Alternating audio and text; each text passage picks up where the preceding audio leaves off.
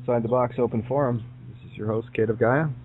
Not sure if Tony's going to make it tonight. Having some computer issues. However, I can speak for two, being Gemini, so I'm okay. It is an open forum too, so just to remind everybody, if you want to jump in at any given point, all you have to do is hit 1 on your keypad. For those using Skype, which anyone that's calling in with Skype, all you have to do is hit the little plus sign on your Skype to open up the keypad and push 1 that way. And that way, I get to know that you want to be involved, so that's good. Anyway, there's Tony. 1 sec. All right. Just making sure I got him. Tony, you there? Okay. If you are, I'm not hearing you. Yep, sorry, mute was off again. Yeah, been a bit of a struggle getting on tonight, but yes, I've just about made it. Well, I'd say you didn't just about make it. You made it, so there you go. Yeah, lots of interesting things to talk about. You know, I want to cover the gauntlet on a few things. Try to solve some of the, persistent drama that seems to be floating around everywhere. Yeah, it's quite fun. I'll tell you what. Let's start off with the fired up chainsaw here, and this one's for Claudia. Thank you so much. Some great comments. Yeah, anyone that is involved with Opt. Okay, and thank you, by the way. I forgot what episode that was that we first exposed it, because I know going back to the Wednesday before, I believe it was 21st of February, so it might have been the 20th of February. And just checking now, a little message from Claudia, where I came out on the Italian show with Santo. He was doing a show in Italy and asked me. That was the first time I'd ever showed up, I think. And we were talking about Opt and whatnot, and I had made attempts a couple of times to talk to some of the people, and no one ever really got back to me about it. So I thought, well, at least this is an opportunity to sit in and have a listen. And I got to tell you, when I see one red flag come up, okay, the radar goes off, and I'm thinking, okay, well, when I see 2, 3, 4, 5, 6, 7, and it keeps going, and questions that cannot be answered by people that are supposedly spokespeople for the scam that is Opt, I'm sorry, I just, straight goods, baby. Right across the table. I am the caveat emptor of caveat emptors, buyer beware. So I don't buy things on the first pass. I kind of have to shop a little bit, just to make sure it sits right. And if something doesn't sit right out of the gate, I kind of go, But rest assured, this, guys, when you're dealing with anything, I'm talking people like Fulford or Wilcock or Drake or the list goes on and on and on. Alex Jones. I mean, for me, these are all in the same category. They're drama queens, and they've got you fixated on certain things. And yeah, you can defend it by saying, well, they woke some people up. And I said, yeah, well, it's no point in waking somebody up with a bucket of ice and then turning the temperature down and freezing them in place, is there? And that's effectively what happens. That's a universal. How do you put this? Honor thing. Yes, it's an honor thing. Well, let's say someone's doing something bad to you, and well, I told them. Then you stay, and if the person that gets told that something bad is happening to them and they don't do anything about it, well, then whoever's doing the bad stuff is in there, and that's exactly what you have with this dark principality system. And they have all manner of tricks. I mean, they pulled this same stunt a few times, but I think one of the most prevalent was back in the days when the hippies, late 60s, early 70s, when they were all waking up. There was a program put in place for all these, anti-corporate, anti-establishment, free love people. And what happened was they turned all the hippies into yuppies, turned them into exactly what they never wanted to be, or what they professed never wanted to be. And it's a very easy process. All you have to do is use step 1 out of 3 steps, right, in terms of controlling someone or a group or whatever. And the first one is buy them off.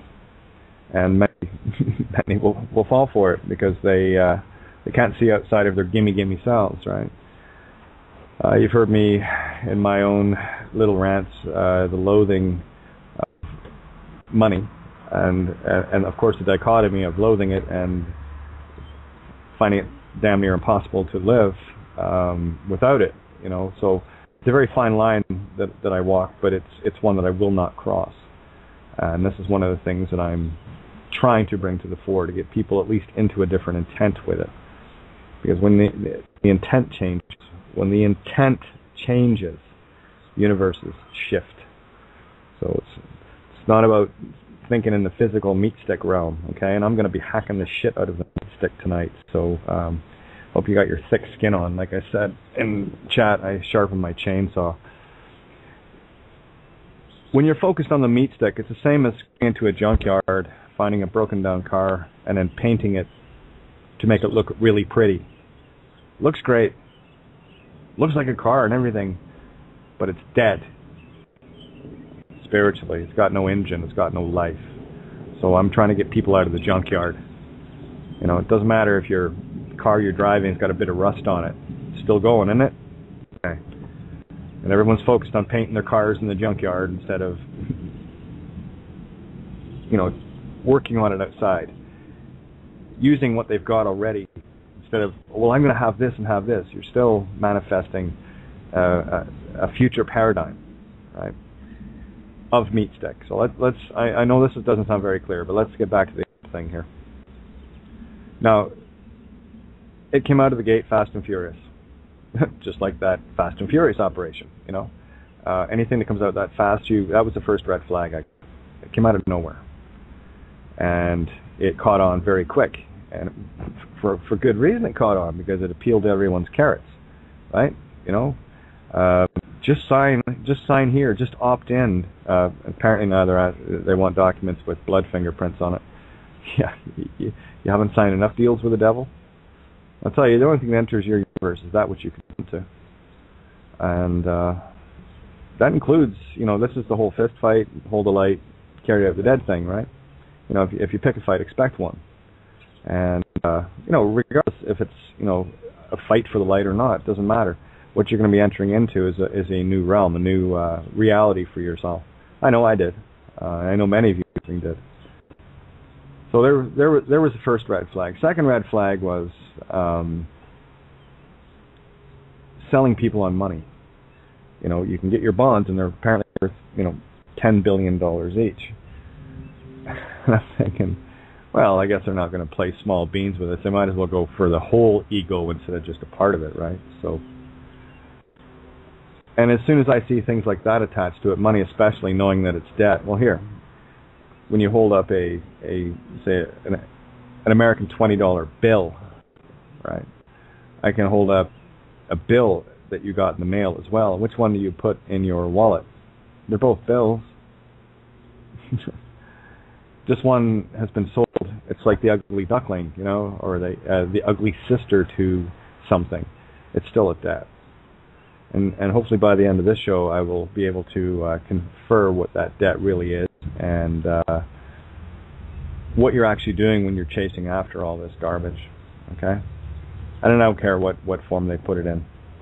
They can give it whatever label they want. If there's money attached to it, it's debt. It's physical. It's not real. It's somebody else's idea that you're buying into. And the whole game here now is to stop buying into somebody else's illusion. Because look what happened when we did. This is what we have our world around us. I mean, there's a story that I haven't even got a chance to really get into it, but Kevin Nett just broke some news today with regards to Holland, and the child sacrifices and rapes and murders and what have you that were going on there, involving the Dutch royal family and British royal family, and a whole myriad of other people apparently. So that one I'll definitely have more details. Hopefully get Kevin on to talk about it. And one brave individual who was one of the victims of all this came forward many years later, but she's finally come forward, and well done.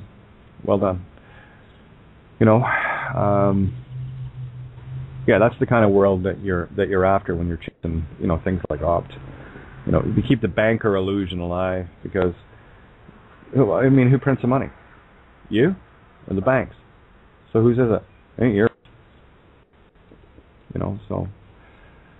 All right, so what else can we say about opt? Oh, okay, well, it was started by a lawyer, 3 trucking companies. Heather T. Jafar's husband has an interesting background, because try finding one on him. It's like he doesn't exist. There's other things like that. A lot of stuff came up very quickly, and some of the stuff that crossed my desk, I thought, yeah, well, okay, well, my hunches were already in place, and all this is meat and potatoes for the feast. So let me tell you, if you want to chase off, by all means, knock yourself out. You want to continue to be a slave, that's your call. You want to be bought and paid for, that's step one. Step two, by the way, is if you wake up and you can't be bought, people like me, they attack the living shit out of you.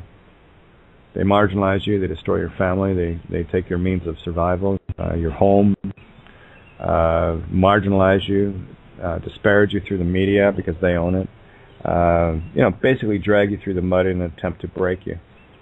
And they leave you very destitute. I know. Been there and still there. So it's all good. That's why I do this. I don't want anyone else to have to experience this. That's step two, and this was from Stu Webb the other night. He was step three is the last option. But if you do step two right, and you find yourself within that, step three is they take you out. You nullify step three by standing in truth. So they've already done the worst they can to me, and quite frankly, I'm an infinite being. I know that. I don't think it. I know it. So, I have no issues. I don't care what lifetime it is. We get the job done. So I'm not going to be trapped in a meat stick prison like I have been, and at complete mercy to someone else's rules and regulations, the registers and all the rest of it. And again, this is all about consent. Whatever has happened to you in your life, you consented to it, whether you think you did or not, whether you agree with it or not. It's entirely up to you. And I do weary talking with some people. Very, very weary of listening to people blaming everything outside of themselves and not actually having the guts to look in a mirror and say, maybe I'm the asshole here. I do that all the time. And there's another thing too. When I bring things up, it's like, people say, well, Kate, that's something you still have to confront. No. Why do you think I brought it up? Because that's all I do is confront shit. Because I'm not going to get stronger until I do. Until I look at those things that were put in my path to knock me down, to marginalize me, to somehow make me not waken by keeping me in fear. Good luck with that. Not buying it. Not buying it at all, nor do I think anyone else should, but then that's your call. So by all means, if you want to get into opt and give up your soul again, knock yourself out. Enjoy your slavery. Enjoy your agreement. You're still trapped in the UCC, UPU. It's all part and parcel, church and state, all the same bloody thing, if you can figure that out. Also, the money that you think you're chasing is not money at all. It's the skin of your brothers and sisters, because every debt note that's created on this planet right now, as of 1933, when the whole planet went bankrupt, is all International Monetary Fund, goes back to Vatican, et cetera, et cetera. You know the routine. And every single dollar, every single pound, yen, yuan, whatever, doesn't matter. It's all created by banks, is it not? Every one of those has 1/7 billionth piece of consciousness in it, which is yours. There are 7 billion parts of consciousness contained within each one. That's what these bonds are. They are on the full faith and credit, are they not? And of course, given that the U.S. is the Federal Reserve, no love, no T-S, no love of the feminine. That's what notes are, by the way. Everything's based on it, so it all comes back to that anyway. And once that silly dollar collapses, once all of it collapses, we'll have a better world immediately. And there's going to be a few of you saying, well, I'm conditioned into using this all the time because it's easy. And then, yeah, great, glad to hear it. I'm glad it's all about you, and I'm glad it all needs to be easy for you. And that's exactly why you're going to be bought and paid for into slavery every single time, because that mentality to me is just one of a gimme. I know I met many free men on the land and sovereigns that were all gimmies. All they were after was the free buck. You know, I know some people that were very well off and they were still looking for more. Couldn't get enough skin of their brothers and sisters. In the early part of the game, in my own stupidity, and ignorance, did not know what I know now. But here I am helping people acquire some of that skin. So that's my karmic repercussion. In case anyone's wondering why I had the financial shit beat out of me, well, I just paid. My debt's paid. Pretty cool when you stop and look at it the right way. You know, what is it? What ye sow, so shall ye reap. Perfect. That works two ways. That's how every singularity is.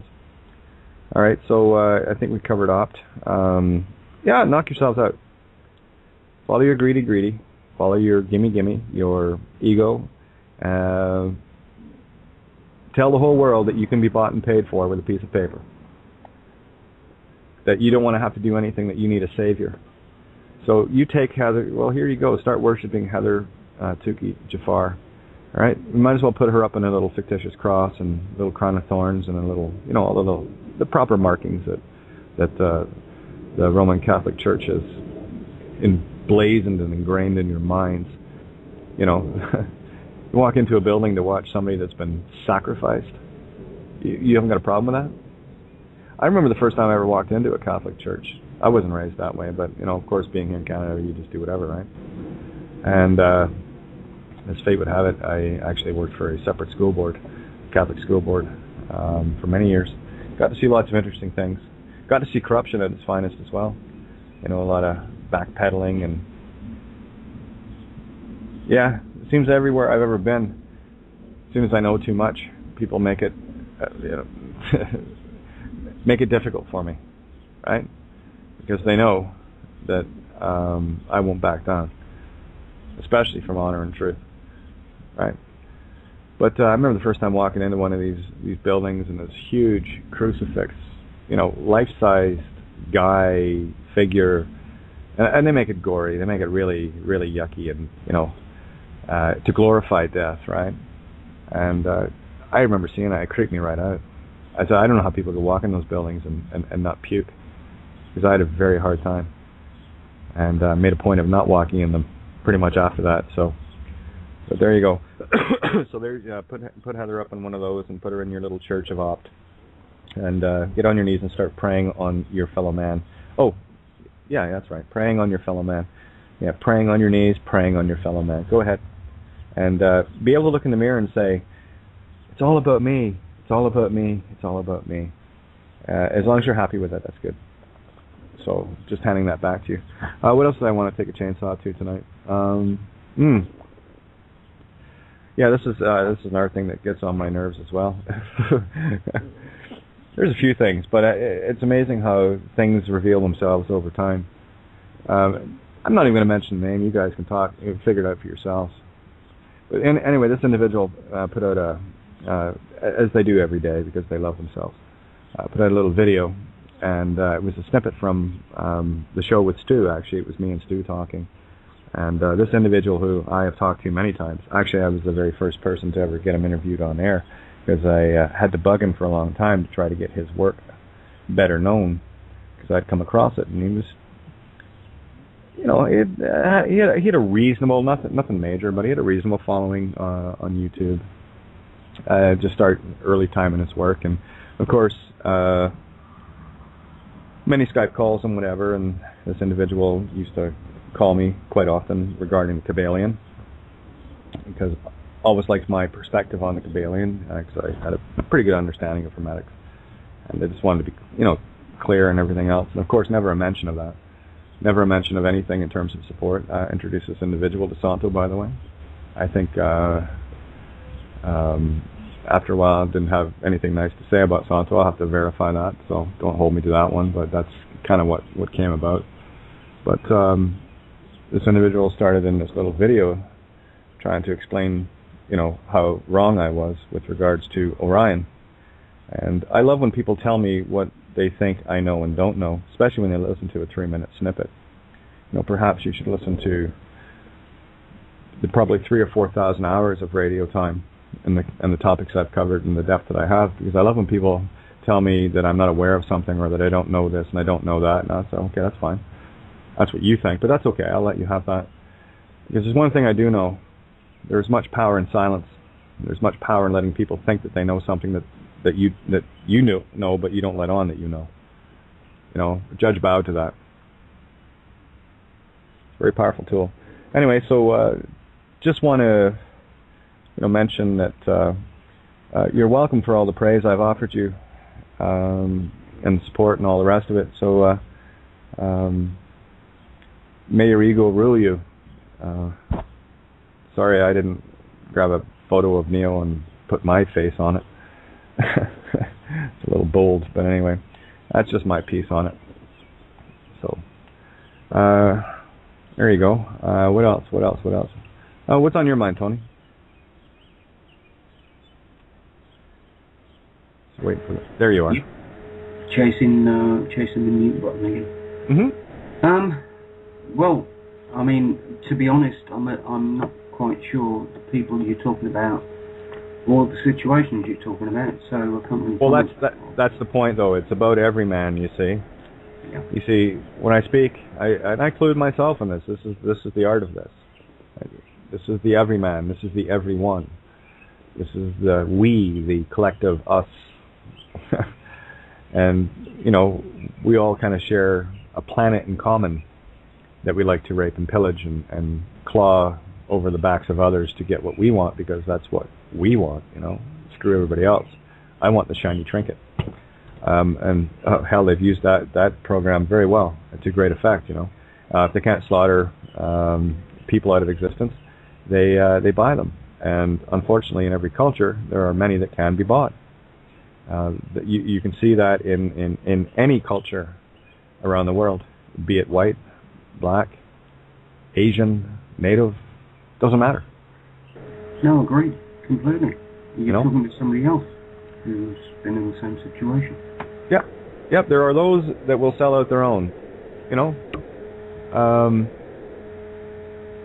very much, here it is, and I remember, and this goes back to the documentary, I can't even call it that, docudrama, attempt at selling a certain situation, which I won't even name, but there was a prison camp with certain people in it, and it was interesting to note that certain people were turned into guard helpers, and which is basically you have the right to get slaughtered last.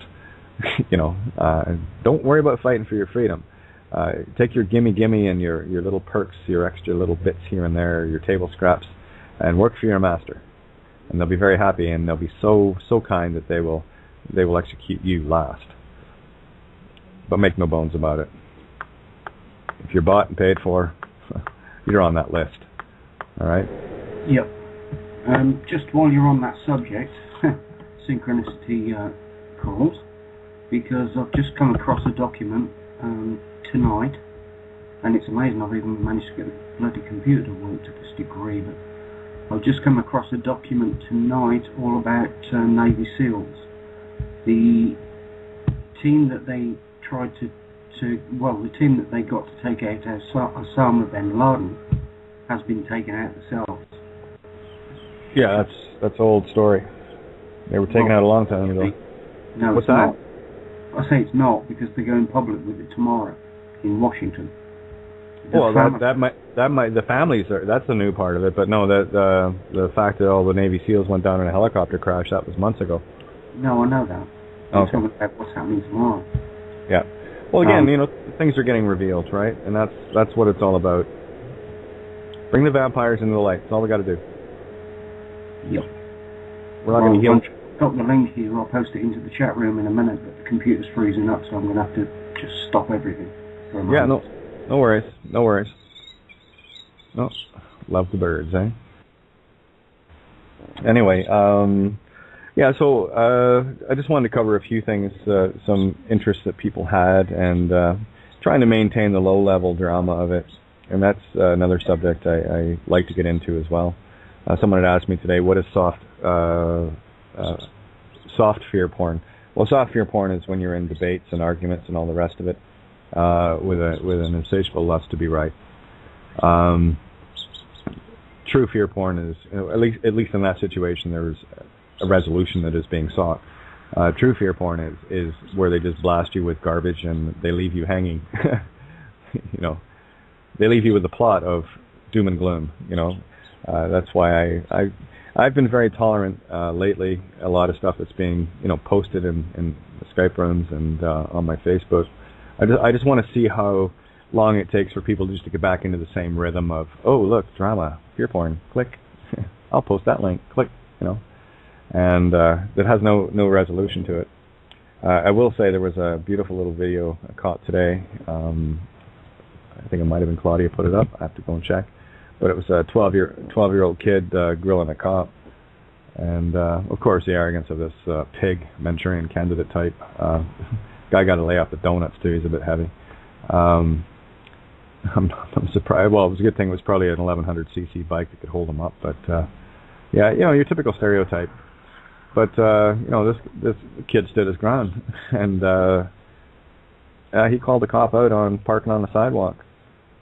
If a 12-year-old kid can do it, what's that say about the rest of us? No. So that's a solution-oriented thing. Here's a 12-year-old kid knew who he was, and he knew what the cop was doing was bad. So, but then there you go. That's what you get when you give people a feigned sense of authority. That's what the banks do, right? Because the banks own all these beings, military and cops and the rest of it. The banks own them, right? As I think, Kissinger and I know one of the Rockefellers, or Rothschilds, they just look at military and cops as, well, they call them that. They call them their dogs, right? When they want something done, they just send out their dogs. And of course, they give their dogs treats, and these dogs are quite happy going through lifetime after lifetime, playing fetch for master, instead of realizing who they are inside. And it was really neat to watch this 12-year-old kid call it out. It was quite something. It wasn't anything dramatic or whatever, but it was just the whole energy around a 12-year-old walking up to a cop who parked his motorcycle on a sidewalk because he's the law and he writes the law as he sees fit. Just because they're law enforcement doesn't mean they have to enforce it on themselves. No. That's why you'll see them ripping through town, 20, 30 kilometers or miles an hour over the limit. You don't see any of them getting pulled over, do you? And of course, their lights aren't flashing, and that's the problem when you give somebody any sense of authority, especially a low IQ clone or a Manchurian candidate, or typically they want the bullies or the ones that were bullied in school kind of mentality. They want the vengeance-seeking ones. They want the power trippers because they're way easier to train because their ego already owns them. And once an ego owns something or owns the entity, the program's running full core, and it's so very easy just to slip little trigger words and stuff in. Give them a sense of power and camaraderie with the thin blue line and all the rest of it. And what have you got? You got yourself a killing machine that will attack at first order. I don't know about you, but I don't feel my community is very safe having those walking around. I don't think any community is safe with that.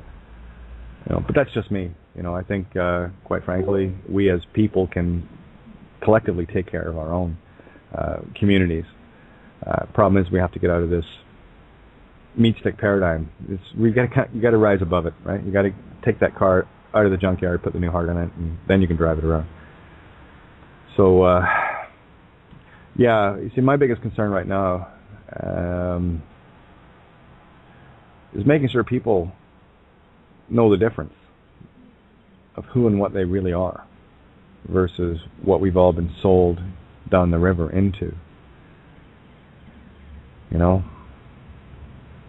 I'm going to toss a song on here for a sec. I'm going to collect my thoughts.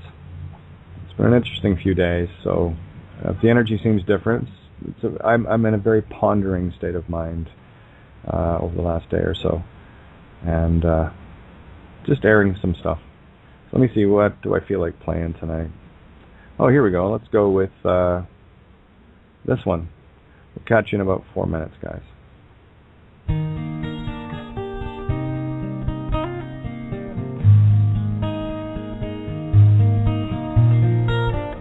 I've never seen before my eyes this dream. I've never known what makes this child to see. Like tears from a mountain pouring gently to the sea, a curiosity. Will you dare to touch my soul? Is love so frail that we can't hope to be more than we are, more than our hearts can see? And if for any reason on this field of broken dreams we stand to lose it all, then for you, yes, I do it willingly.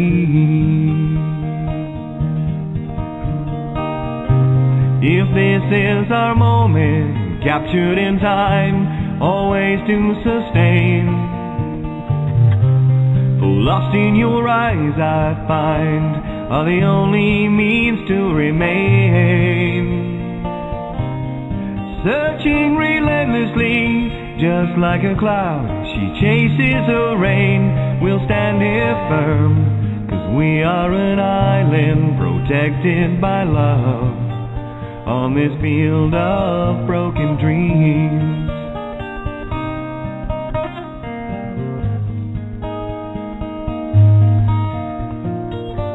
It's never clear, this path of destiny.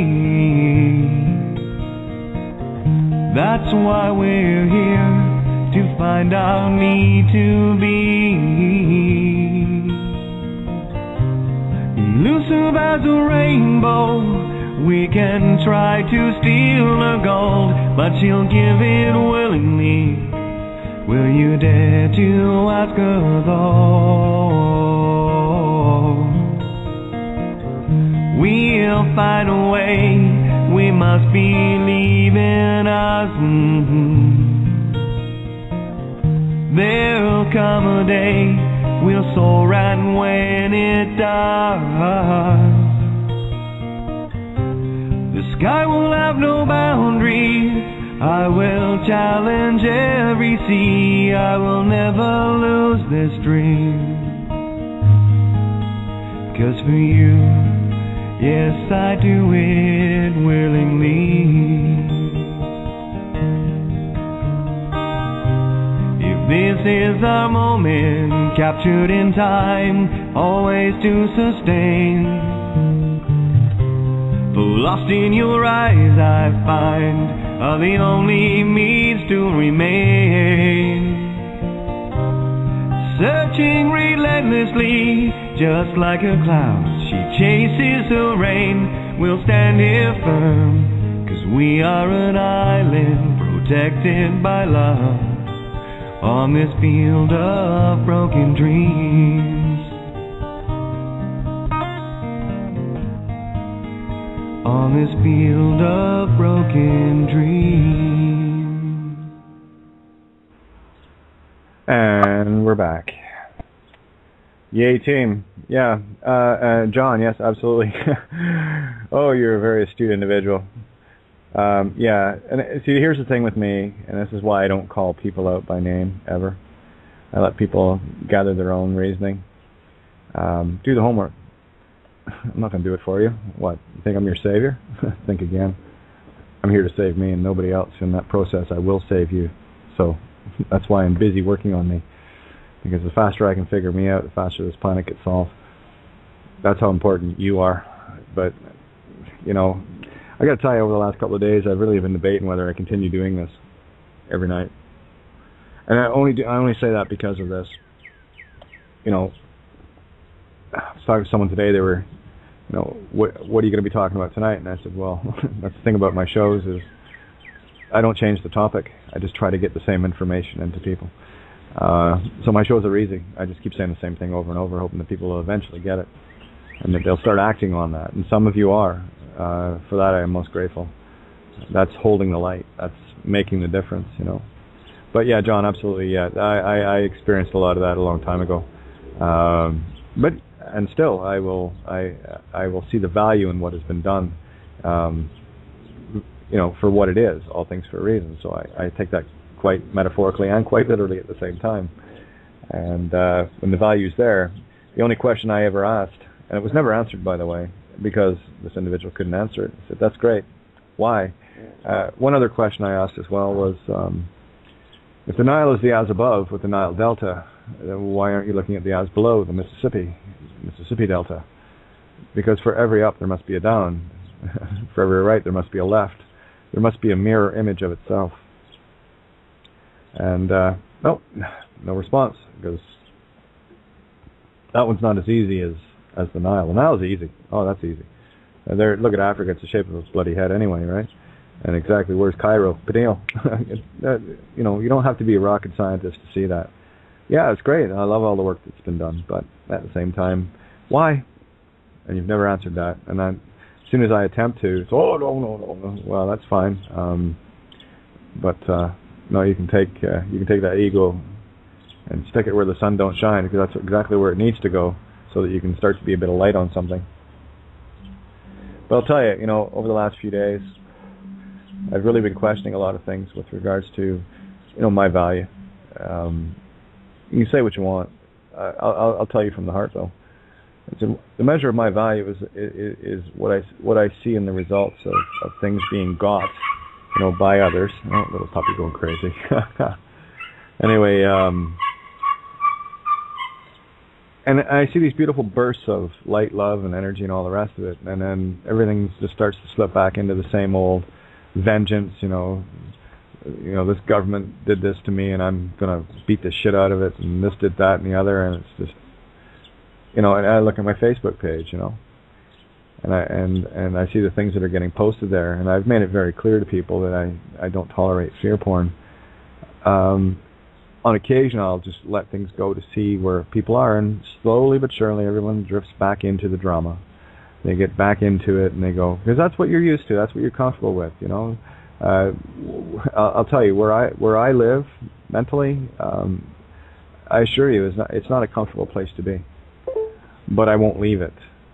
You know, that's where reality is for me, and this place here is pure insanity. Yet people still, drip by drip, go back into it, and they get caught up in the dramas. They get caught up in the illusions, and they stop looking at the most important thing they need to look at, themselves. You know, they're too busy looking for blame on others, looking for every excuse under the sun to not be a part of something, you know, that they were a part of. Quite frankly, if you're on the dance floor, you're dancing with someone, and they, you know, you had an altercation of some kind, whatever. I'm being figurative here. You know, you were there. You were on the dance floor. Doesn't matter. Every decision you've ever made throughout infinity has you listening to me right now. Every choice you made in this universe up to this point brought you here. You have a question to ask. Only one. Why? And that's it. I could make it difficult. I can tell you why. Because you're like me, you're searching, you're looking. The only thing I'm hoping is that all I can offer, I will offer nothing else.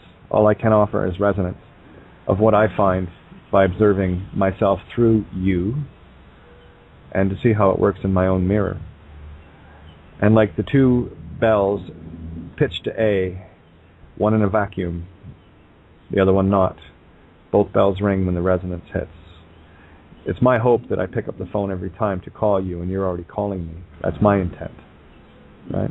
And speaking of intent, let's get into things a bit there too. But before I go there, Carol, you're obviously aware that I've opened your mic up, so thank you for being that nice, peaceful meadow pond that's sitting right there where it needs to be. Thank you. I love you. I love you too. I overslept, honey. I took a nap this afternoon. I'm still kind of groggy, but I didn't get in for the first 20 minutes of your beautiful call. But I'll tell you what, pouring your heart out just absolutely puts me in a different place. And that Field of Dreams, Field of Broken Dreams song, just put me over the top. I just love your music more than anything that I've come across in years. It's going to bring me back into the music. I haven't allowed myself to sing or listen to music for years because my heart has been so broken over the years. And if you ever doubt your purpose, I hope you'll take a second look. You're helping a lot of people, baby. And I love you so much. Right back at you. If you weren't here every day, I'd crash and burn, I think. Well, thank you for that. It's not that I doubt my purpose. It's more along the lines of yellow cab or yellow taxi, pave paradise, put up a parking lot, you don't know what you got until it's gone, sort of thing. And I have to tell you, like, for me, every day, this is where I get a chance to sit around the coffee table with everyone and, just talk and open the lines up, and whoever wants to jump in, always welcome. And, this is probably the only thing I look forward to. Well, we all doubt ourselves. I've had a rough time in the last, it's been coming on for a long time. I deal with so many people that are in crisis, and I had some calls today that just, took its toll, and I called a gentleman that's he's a light worker. He's kind of new at it, and I said, hey, he's been kind of a hard one to reach because he gets crucified so much, so he pulls away and backs away, and I had a very wonderful conversation with him this morning, and I told him I really needed to talk to him because he lifted me up, But we're all going through this individual doubt. Who are we? What are we here for? Am I reaching anybody? I've been doing my calls so long, sometimes I wonder if I'm doing any good too, and the state of affairs of the world is so horrible. This thing with these 3 sweet girls in Cleveland, Ohio, just rips my heart out. And, sometimes you just doubt if there is even a supreme being anymore, and I think we all go through it. I think it's part of our evolvement or learningness or trying to find out, who we are. And so don't get discouraged, honey. Since I found you, actually, Carol, it's not about being discouraged at all. This is quite the opposite. It's the fact that I don't doubt myself at all. Yeah, but why? When you said a little bit ago that you've been the last few days you've been doubting things, And, well, no, I'm not doubting things. No, I'll make it a bit clearer. Okay. It's when you're doing the same things over and over and saying the same things. Yes, you see that beautiful, flurry, and then it just dwindles off, and it's like, okay, well, if I'm not doing this every day, what is going to happen? And it's not important that I do this every day. What is important is that what I'm trying to share, if it resonates, that people get it and apply it and hold that position. They don't have to do anything more than just hold it. Once you find it and hold it, that's all you got to do. That's it. And then, when I see things, even when I'm talking on the air, saying the same things, and then I see people, lots of people showing up and what have you. But there's this preponderance of everyone drifting back into drama. You see, here's the thing. I wasn't in Cleveland, so I don't know what happened. I only know that which has happened around me, and I can only surmise things. And then, of course, I'm going to ask the same questions. Did it happen? Didn't it happen? Because and I'm talking about everything in general. I'm not talking about just Cleveland. I'm talking about everything. I used to call people out that would be talking about we had to go into Iraq because, this, that, and the other. And I said, oh, okay, well, how long did you live in Iraq? Oh, what do you mean? Well, no, how long did you live there? You lived there for 10, 15 years, so you got a really good feel of what was really going on. You obviously seem to know a whole lot about Iraq and why it was important that, the U.S. military goes in and murders, hundreds of thousands of over a million people. You've got to have lived there in order to have that passion that you have. Obviously that's where you got your information. Yeah. So how long did you live in Iraq? Well, I didn't. And Oh, really? Okay. Well, I'm from Belfast. I used to love people telling me all about troubles back home. Really? Where'd you get that information? Sorry, I was there. I've seen it.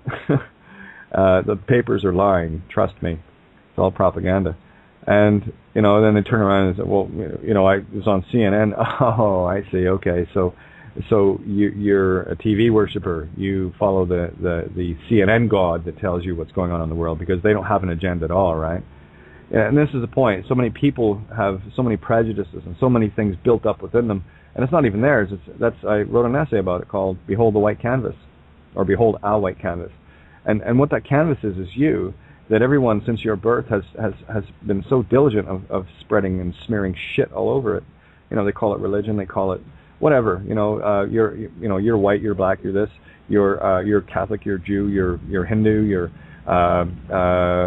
wealthy, you're poor, you're ghetto, you're the and all this stuff gets smeared all over your canvas, and before you as a kid get a chance to get your crayons in your hands, the whole canvas is smeared with all your parents and family and community shite before you even get out the gate. So here's what I challenge people with: can you dare to be original in your painting? Can you dare to have a thought of your own, or do you have to crutch on someone else? Yeah. I observe people to get a resonance of something that I already have a feeling about. Of course, we observe and we see things going on, and yes, the advent of the internet has been a beautiful thing because I actually get a chance to talk with people in those places that are seeing it firsthand. I don't have to wait for some media outlet, right? So I know people all around. That's the joy of this. I know people all around this planet, and there are some gorgeous souls out there that are really making a difference, and those are the ones I speak with. So this is what I want people to always be mindful of. Always be mindful of whose canvas are you quoting from? Is it yours, or is everything on it somebody else's idea that has formed your program called ego? I'll bet you dimes to donuts, silver dimes by the way, dimes to donuts, that that canvas was never yours, or a very, very small part of it is. And what we're dealing with the people that are listening right now, you guys, everybody listening right now, you have dared to scrape off, if not all your canvas, a good portion of it, to decide to repaint it in your own image. Right? That's what it is. Thou shalt have no other gods before who? Before thee. And they sold you on it. Like some guy was saying this, that it was no other gods before you in exchange for this penis-bearing thing up in the sky kind of thing mentality. Right?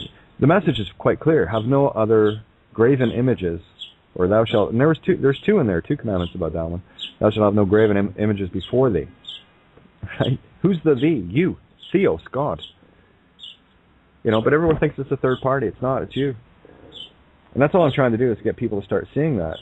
And when we worship outside ourselves, be it in the form of a brand new automobile, or look at that beautiful 10,000 square foot home. Look at, I get to go to such and such a place, the Riviera. Twice a year I've got a chalet in Switzerland. I've got this. Those are the graven images that the elites worship. And if you really want to measure a being, if you want to measure the true being, have a look at how much money they've hoarded. That's why they call it hoarding. Hoarding? Listening? Right? Look, who's one of the most wealthy people on this planet? Well, Elizabeth Windsor, for crying out loud. And all that tells me is that she's one of the biggest vampires of all and one of the most degraded beings, because she feels the need to have to take the living flesh and skin, and quite literally too, not just metaphorically here, of fellow humans. Well, that's assuming that she is, but that's another story. That's another show, But instead of looking at them and hating them for their money, look at them and pitying them for their money. Because look how low they've sunk. When I break this bread, it is my flesh, and when I give you this wine, that's my blood. So what are you giving up? You're giving up the very flesh and blood of your own Christ consciousness. Anyway, Tony, you jumped in there. Yeah, I was just going to mention, I'm not disagreeing with anything you're saying at all. But what other perspective I wish to put across is that the fact that the Queen, Bill Gates, was mentioned on the chat room there, Richard Branson, Sir Richard Branson, of course, and all these guys, they've all built up this massive wealth, and they've built up all this empire. The problem is that if the system comes down, they lose it.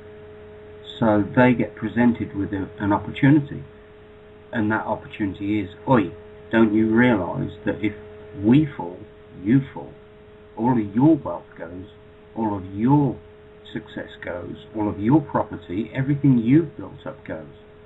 So now you better join our side, and in the case of Bill Gates, for example, start vaccination programs, start funding all this aid to jack children up with thimerosal and all the rest of the crap, and join in the big club. And that's just the way it is. So we need to be aware of that. That's all I'm saying. That's the only reason I brought it up. They are indoctrinated into the big club when they get to a certain point of power. And that's my point. Yeah, they can't get past step one, which is being bought and paid for. So no surprises there. No surprises at all.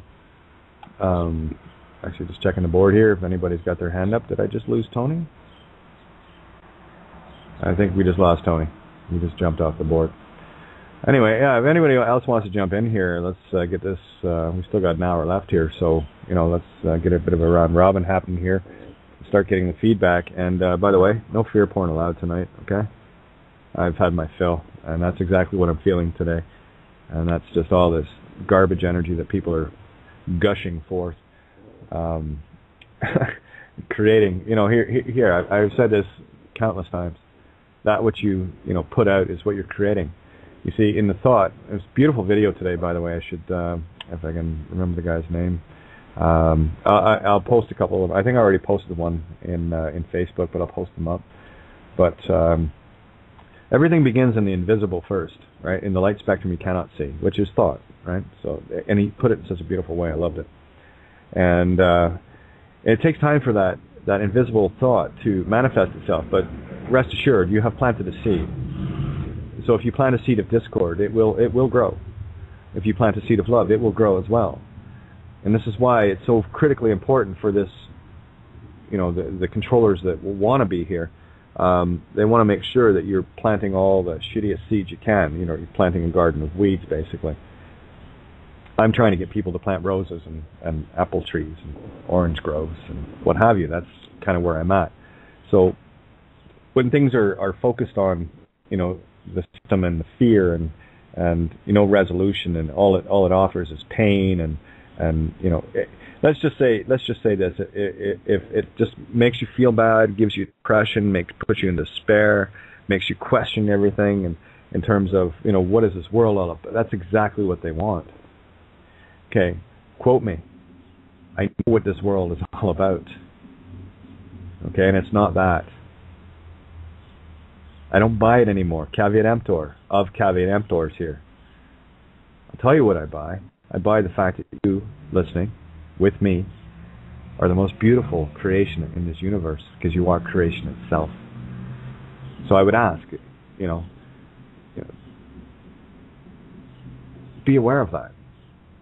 And that every thought you have, every word you utter, if it's positive, you're planting, and if it's negative, you're planting. What kind of field are you sowing? Most of the fields I see around people are fields filled with weeds, and there's an occasional rose popping up here and there. The good news is, I always look for the roses.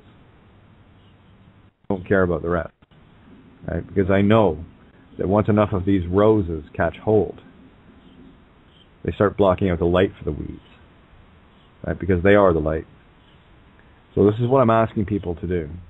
Here it is, guys. If you're going to post something, have a look at it. And if there's a positive message in it, and it's got a positive outcome, leaves a really good vibe, and it's given with that beautiful love intent, by all means, post it. But I'll tell you, and this is for everyone on my Facebook and everything else, and Skype, you post anything that is vengeful, pain-filled. There's nothing wrong with discussing things. If you want to discuss something, I'm here. And I've answered a few calls today. One on my cell I couldn't get because I don't have the minutes for it. But that's what I want to thank you for reminding yourself. It was an area code 313, so if you're tuned in, I did get it. I just couldn't answer because I said this last night or before. Until I think the 12th or 13th, I don't have minutes. It renews itself. So, oh, there's Tony. And we'll bring that in. Yeah, good. I'm glad you hit that little button too, because it brings you to the top, so I can unmute and see you right away. You know, so if it has something just that is, you know, riddled in drama and leaves no positive resolution, or if you cannot make a positive resolution out of it by showing people how to see the light in it. Here's how I look at fear porn. The more fear porn that I see out there, the happier I am, because that's their fear. Not yours. They just want you to buy into it. No. That's their fear. That's their terror of trying to scare and demean. And the more we look at it with, oh my God, oh no, you're feeding them. The minute you look at it and say, flip that table over, turn the table over in the temple and say, you pitiful things, this is how terrified you are now. Would it not be best just to stop? Because you're not shaking us now.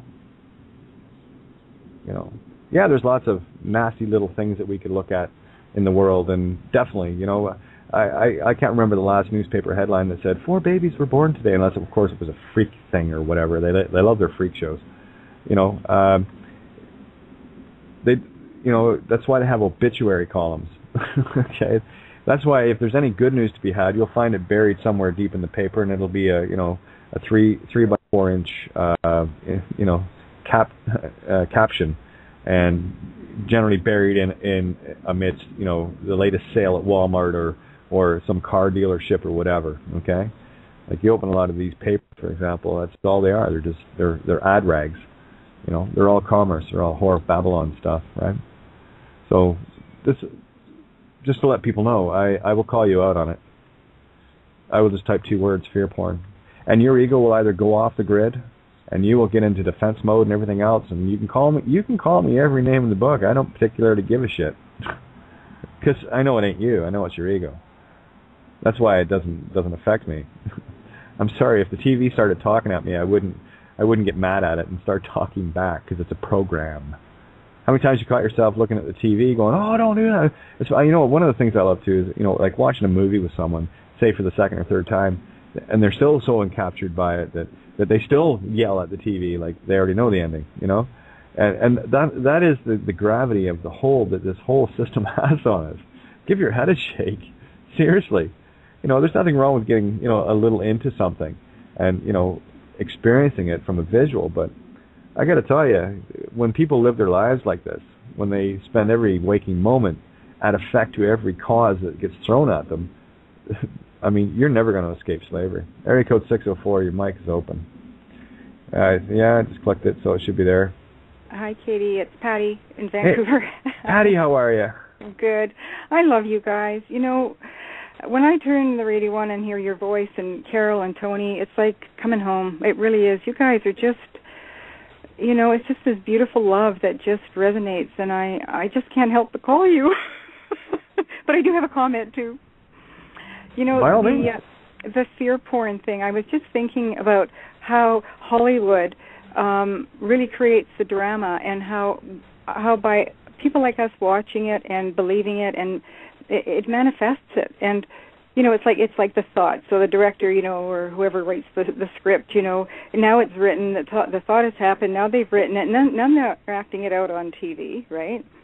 Now it's in action, and then we watch it, like all these sci-fi things and, wars and death and everything, and we watch it, and then we believe it, and then we go into fear, and that's exactly what they want. If everybody turned their TVs off, didn't watch it and just rebuked it. It was put an end to it. It is much more clever than that, though. It's done extremely more cleverly. And I'll let Kate speak because I know she wants to speak, but I do want to go into that. Oh, good. Yeah, well, I'll definitely back that up. It's way more clever. Something else that was just brought to the table. It was a beautiful perspective from MJ the other night, and people in Hollywood and the elites or whatever, the watchers, whatever you want to call them, they do pay very close attention to us. Because one of the things that he said, because he keeps an eye on the media very closely, but he's looking at it with the eyes to look at it. And what he brought to the table was he's starting to see things that are coming up that are almost the plots of what we were talking about. They're starting to work in that. In that, I can't even describe it. He'd be the better one to mention it. So if you are listening, MJ, call in by all means, or just tag me on Skype and I'll pull you in. But even the fact that the TV is plugged in is dangerous because it's still running the 60 hertz carrier waves out of it. That instant on, instant off TV. That TV, the only thing that's not on when you turn it off is the screen. Everything else is still running full bore. And actually, if you unplug your TV, you'll notice a dramatic, dramatic decrease in your electricity use, which, quite frankly, most of the stuff we have is getting pulled out of the walls. I mean, if you never used any electricity in a month, you'd still get a bill just based on the fact that the power is getting to the outlet, right? So the more we can minimize that, the better for everybody and for the planet, more importantly. And it's not about gas emissions or whatever. You know what? Okay. I think they tried to pull that one already. The global warming hockey stick thing, whatever. And there's another joke. I mean, honestly, as a kid growing up in the 70s, all the rage was there's a new ice age coming, right? And then they changed the story to the complete opposite. Oh, it's global warming coming, and what have you. I do have another caller here, so I'm going to bring them in. I can't tell you what it's one of those 111 area codes, so I'm just going to open your mic. So if you put your hand up, okay, we'll try that again. You put your hand up to join in the call. You are now in the call. Who we got? Hey, this is George Russell. How's it going, y'all? Good. How are you doing? Yeah, I'm just fine. I just tuned in about 5 minutes ago to your show. I've listened to past broadcasts of yours, but I'm not completely in sync as to what the topic is tonight. Oh, this is just one of the open forums. We just where anything goes. So, effectively, I talk generally about the same sort of things all the time, try to bring a different perspective on it, and trying to get people into a more ethereal look at things versus being trapped in the illusion. That's what I try to bring to the table. So kind of a spiritual approach, if you will, or a holistic approach, perhaps? Yeah, a spiritual, holistic, energetic, hermetic. Uh-huh. All right. Well, is there a specific topic? Perhaps I could chime in and throw my opinion out there. I just tuned in about 2 minutes ago, so I'm... Well, you tuned in perfectly to throw something on the table, so throw it on the table. We're all sitting around it. Oh, yeah? The ball's in my court now? Pretty much. How about Jodi Arias? You guys catch that? Not familiar. No, you don't know about Jodi Arias? It was it was the trial of the decade, and she just got convicted.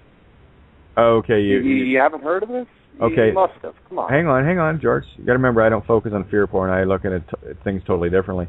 You broke up a little. Hang on. You broke up a little bit, so we didn't actually get what you said. Jodi Arias. Do got that. A Google search on him if you're in front of a computer. Yep. Yeah. She just got convicted of first-degree murder, and the judge is going to see if she's going to get the death penalty. And the case is interesting because she's kind of a femme fatale. Okay. I could explain the case to y'all if you don't know anything about it. Well, what it was is that she was, she's a pretty lady and all, and she had a boyfriend or an ex-boyfriend. I wasn't completely in tune to what their status was at the time of the incident, but nevertheless, she drove about 500 miles back to his place, and get this, she stabbed him over 20 times, slit his throat, and shot him twice. And she was claiming self-defense in the trial. This has been going on for several months. That's probably why. What made it? That's probably why I haven't watched it, George. George, hang on. I'll tell you why I haven't. Am I taking over your show? No, you can't do that. Not a chance. What you're talking about is exactly what I'm trying to get people to stop looking at. It's all fear porn, and it has no relevance in your life except that you're making it relevant. And hang on. When you bring comments like, hang on, George. When you bring comments like telling about, it's all. This is exactly. Thank you. No, I'm thanking you. This is exactly what I want people to get away from, and pay it no attention. Seriously. I mean, I can get into real deep subjects on this one, but when people have. When you're looking at this stuff, and I'm glad you brought this up, when you're looking at this stuff, it is creating things in your mind. And your mind is the creation of creations. And this is how they reinforce this system. That's exactly the tools they use. So, just to let you know. Say something? Absolutely. I mean, I was, I viewed it as a kind of entertainment, if you will. What was interesting about it is that since it was in Arizona, for whatever reason, Arizona allows the entire trial to be broadcasted nationwide. So you didn't get just snippets of the court case. You saw the entire thing over a couple months. And I mean, I'm not going to lie to you here. I found it interesting. It was entertaining to me. I enjoyed watching it, and I thought that it was an interesting case, and I thought that the woman being convicted, again, Jodi Arias, she was an interesting character, of course, kind of the stereotypical femme fatale. So, I mean, I'm not getting myself completely invested into it where it consumed me. I just, sometimes I would put on the boob tube and watch it purely out of an entertainment value. Like I would watch. Here's where I have an issue, and I'll be quite blunt about it. When people have to tune into something like somebody getting murdered in such a horrendous way, I think personally, if it were me, and I know I do this every day, spend some time in the mirror asking myself, why the hell would I do that? And I'm not picking on you here. I'm just saying, there are better things to watch. And we have Tracy and Ninja on the call here. So, Trace, what do you got? Hi there. I just wanted to... hi, Kate. Hello. Hey hi, there. Everybody. Hey, what's the call? I'm caller? George Russell. George? George Russell. Yeah. So, did you say you were listening to the show for 2 minutes and then you jumped in, basically? Yeah. I just called in. I mean, I just tuned in. I saw the number. I called in right away. Okay, you got definitely the wrong frequency because I don't know if you're intending to be ignorant or if you're being facetious or what, but I don't know. Like I think you should level with us. Are you kidding? Entertainment? Are you kidding? I'm being completely honest with you here. I'm not trying to play with you guys or anything. How old are you? How old are you then? If you don't mind me asking. I'm 23. You're 23? Yes. And okay, so you're telling me that you're being sincere that you are you breaking free of that form of entertainment or because mainstream can offer you a lot more. Mainstream, but this is not what we're doing here. We're talking about the truth and we're talking about responsible living where we're conscious of what we're doing and what we're paying attention to. And that is not entertainment. That's exploitation. So what would you classify as entertainment? Well, we're not talking about entertainment. We're talking about what you're talking about is exploitation 101. And, you might want to look at why you see that as entertainment. Because I started shaking. Okay. May I explain to you why? Sure, please.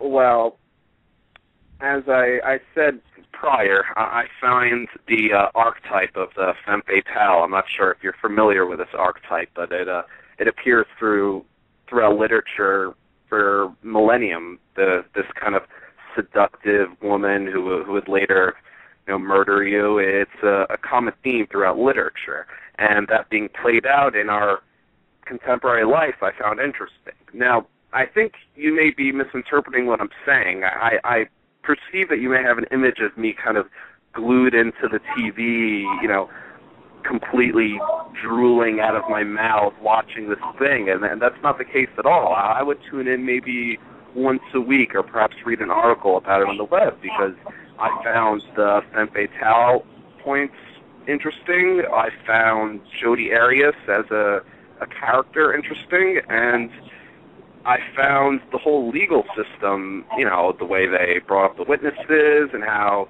in Arizona the witnesses were allowed to question, how in Arizona the jurors were allowed to question the witnesses and cross-examine them. And, Can I ask you? This is your show. I'm going to... No, it's not. It's me. I'm a caller. I'm calling in. Sorry, but do you think that's real? Oh, okay. What you just described, do you think that's real? Do you think it's authentic and true and honest? What you're watching?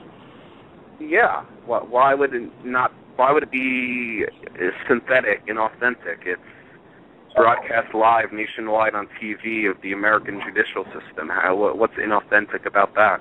Well, considering the fact that we've spent the last number of years, and it's cost me everything in my life to totally expose the judicial system around the world as the corrupt, fraud, money-making charlatan system that it is, this is exactly... Here, I'll tell you what. Okay. You probably haven't seen it, but take a pop by. If you want to see surreal TV, take a pop by a little video called Judge Bows to Sovereign, and tell me if you've ever seen that in a courtroom. Hey, and Kate, hang on, sister. Hang on, sister. I hope you're sincere, dude, okay? Because we're going to bring it down, and I hope you're sincere. Okay. We're going to get some information, but we hope you're not just like being... I'm 100% sincere with you. I'm speaking my mind, and I'm trying to have, a common forum here. So if anything this is a new conversation, I apologize. Okay, why don't you listen in for a while and, join the conversation? You don't have to raise your voice. I'll listen. And, sorry, there's a motorcycle in the background. I apologize. But it did get me a little bit excited because I was going to call bullshit on you, brother. But you know what? I think, whoa.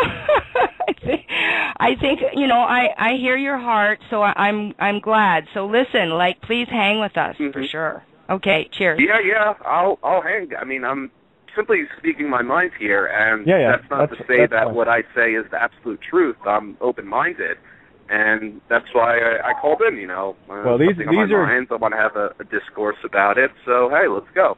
Well, here's the thing, George. This kind of topic is absolute drama to us, and not to make less of it, and This is exactly not what our shows are about. This is about dispelling all this crap, about getting people away from their TVs, where they're getting indoctrinated, programmed, entertained in any shape, way, or form whatsoever. So where do you get your indoctrination from? I paint my own canvas. It would probably take you about 3,000 or 4,000 hours of listen back to the 5+ years of radio I've been doing to get a good handle on what it is I've been doing. Long story. We just don't play in that arena. That's Coliseum. So what kind of arena do you play in? Well, tell you what. Hang on, you gotta listen. Whoa. You gotta listen. You're doing the one question one after another. You know what? I'm not buying. I asked you to go and listen, and you should All right, I'll go. Stop. You should go. You're 23, and maybe you're innocent, maybe you're not. But I'm gonna call this chill. Tracy, it's okay. I've got a board here, so. No, thanks, Kate. But I'm done. I know it's okay, hon. I knew you were going to call in as soon as that started. I muted you only to get a whole idea out here, George. Okay, so That's another kind of thing we have here. We let people get the idea out, and but it's certainly what you brought to the table tonight is. Let's just say we set a buffet here of all the finest ingredients. Everyone brings a beautiful something to the potpourri, the buffet, and you just showed up with a dead skunk. That's about the most fun way I could put it, and that's not a personal jab. It's not. We're not like that. Fine. Look at whatever you want, but what we're gonna do here is spend a little bit of time exposing the fear porn that it is. One, the whole judicial system is all based on lies. It's all, like I said, you'd have to listen back to a lot of hours. Even the last few shows would give you a really good insight as to what we do. But, that's certainly not it. That is not it. That's exactly what I classify as the ultimate fear porn. And especially with the descriptions you were doing, that's, here's the power of you. I'm going to try to instill the God in you, because you are. That's what you are. The thoughts that you manifest, literally and metaphorically, manifest in the invisible that you're not aware of. We are multidimensional beings in a multiverse. And I could get you to just think of the word rabbit without saying it, and somewhere in a multiverse you've created it. That seed is implanted, and eventually it will come into the visible light spectrum. That's what we're dealing with here. So, and this is why I tell people, stop thinking in the drive-through truth mentality. That's not how this works. It's like every seed. You don't plant an acorn one day and then, have, a chainsaw the next to cut it down to make furniture with, if you know what I'm saying. It takes time for these things to germinate. But that rabbit that you just thought of will germinate. It'll be somewhere. I promise you that. It's a big universe.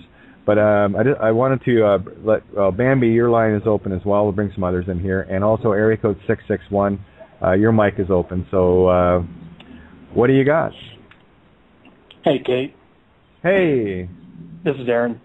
Yep. How are you doing? How are you? Good. I'm doing fantastic. No, I just wanted to call in. I was a little nervous there with Tracy calling in. I was kind of like you. I was waiting for her to just pounce all over this guy. But I love Tracy. Tracy, we love you. she's very passionate. But very, it's people like this guy who just called in. He only has a certain level of light, not the same amount of light that maybe Tracy has, or that you have, or maybe that I have. Very, very careful that we don't judge those people, because their intent could be. Absolutely not. You're right. Let's just face reality. Everybody, including you, myself, everybody, we've all been programmed, and we have to first unlearn before we can learn. And one of the things that I was thinking about was the fact that, getting people to understand why they put what they put on TV, or why they put what they put in quote-unquote entertainment, mostly in news, stuff that you find on radio is obviously designed to keep you in fear. Now when I watch, I don't watch movies like I used to. That used to be entertainment. Now if I ever go see a movie, if I ever watch one, research. It's not the same as it used to be. It's okay. What's the message they're trying to get across to me? What is the hidden message? But as Yoda says, fear is the path to the dark side. Fear leads to anger. Anger leads to hate. Hate leads to suffering. And that is what the vibration that the powers that be want to keep everybody in, which is why, Kate, you put so beautifully, it is fear porn. Even Alex Jones and even his stuff it's straight fear, and all fear does is create anger, and anger leads to hate, and hate leads to suffering. Yeah. And so to shift that, one book I would encourage people to go read that I think would be very helpful to them would be a book called Power versus Force.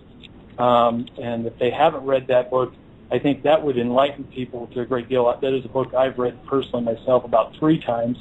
But it's a very good book. I believe it's written by David Hawkins. And if people haven't read that, I would encourage them to read that. It might be very helpful to them and give them a different perspective on light and darkness and the contrast.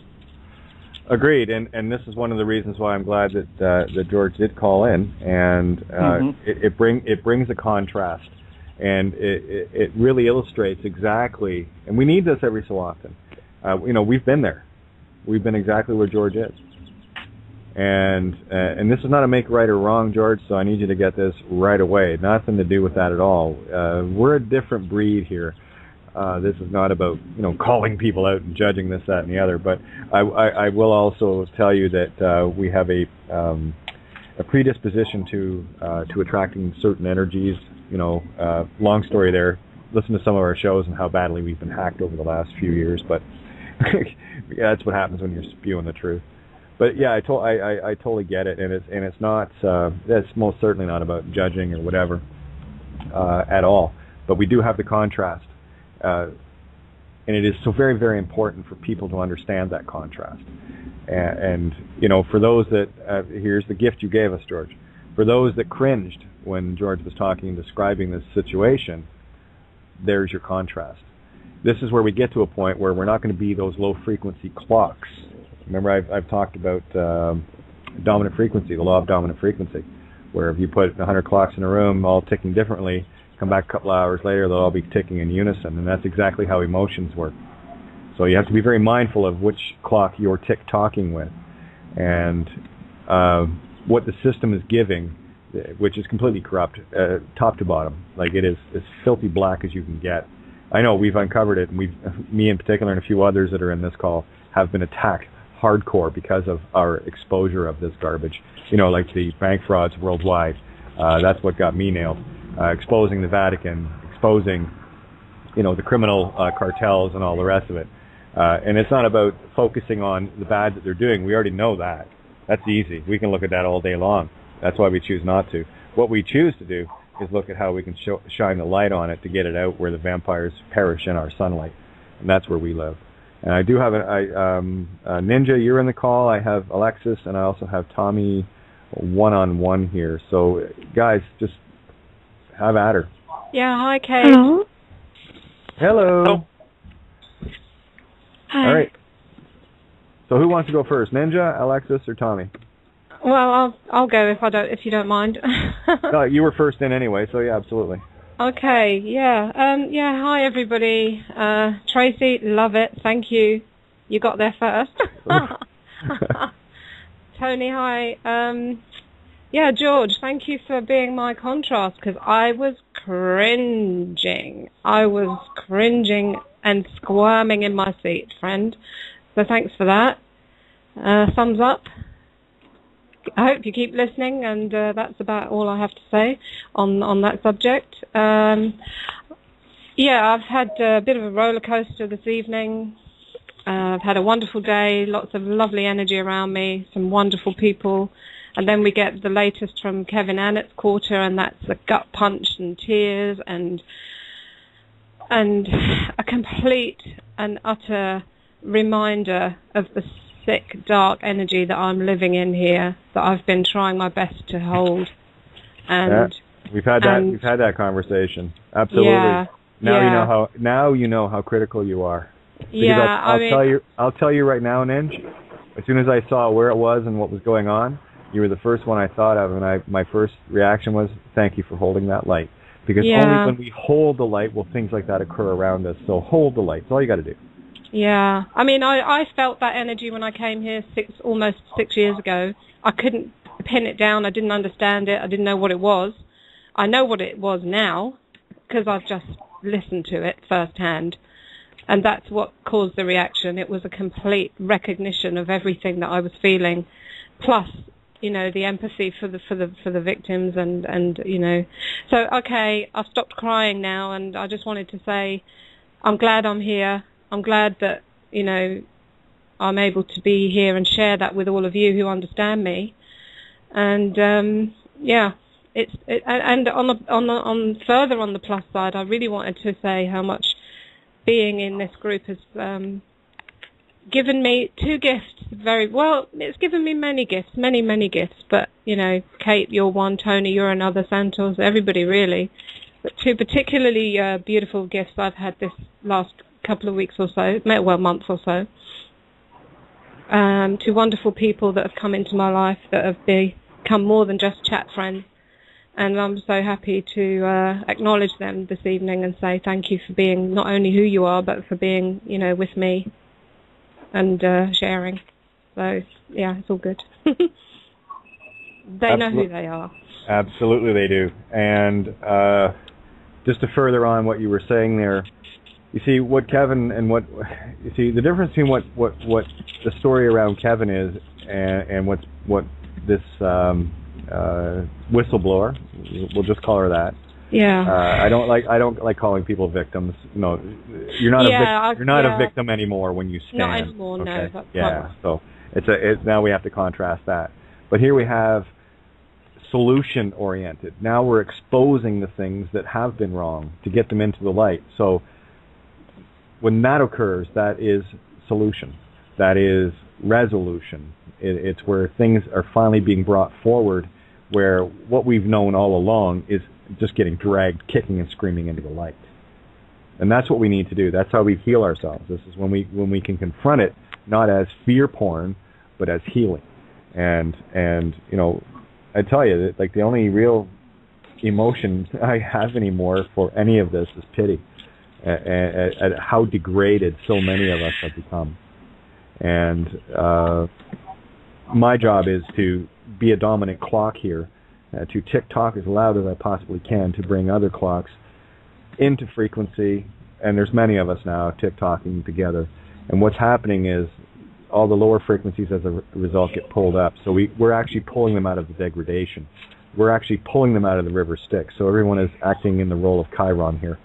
And this is what we do. This is how we rescue our own souls. Because everyone on this planet, everyone in this universe, all connected.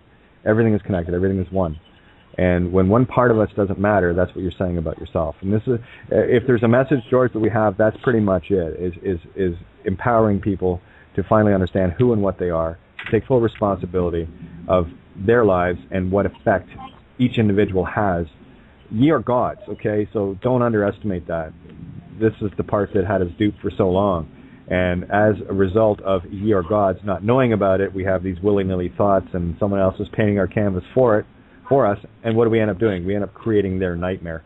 So we're done creating their nightmare. So Ninja, thank you so much. And I know that as a result of you, and we had that beautiful conversation and felt a pole shift of an extraordinary measure, give yourself a pat in the back. You're part of that light that brought that forward. Just by holding, right? Fist fight, hold the light, carry out the dead. You're holding the light. I've said it before. Now you know why. Just hold your position. That's all I got to say. Yeah, thanks. Thanks everybody for everything you're doing. We're all a team. More of us each day. Yeah, we do this together and we are growing into Legion. So Alexis, let's bring you in. Yeah? What's on your mind, hon? So I just wanted to ask the radio host what he thought about the amount of niggers that are on public television. It's like I'm watching the Nature Channel. They do show up, don't they? All right, Tommy, let's hear from you. Hi, thanks for having me on the show. No worries, my friend. Boy, there's one every minute, eh? I guess I don't know where these people come from, but they have plenty of time and connection. I can tell you that. Well, you know that they're making a paycheck calling in, right? So, and just for reference, George, this is what we're speaking of, and this is why we have our radar up for people like Alexis. So don't worry, Alexis. I have your Skype. Don't worry, you'll be reported and blocked. Love ya. Anyway. Go ahead, Tommy. Yeah. So you sound like a fairly individual. I have kind of a question for you.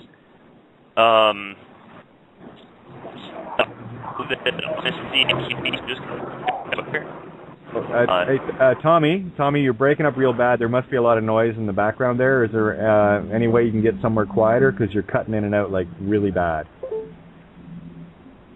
Is that any better? Not really, but at least I heard that. What I was going to ask is, what type of hallucination you may experience, and do you believe that contributed to the ideas that you have in your adult? Okay, I only caught a part of that. I'm only catching little bits, Tommy. Is there any way you can guard your mic a little bit? Because it sounds like you're also overpowering it, and other noise in the background is cutting you out like a really bad B-movie. Well, sorry about that. Oh, no, it's okay. I want to hear what you have to say. Don't apologize. I kind of just wanted to know how much acid you've done, because that's this kind of stuff that you say, the kind of stuff I thought about when I used to experiment with hallucinogenics. Oh, yeah, bucket loads, my friend, bucket loads. No, I just woke up. That's the difference.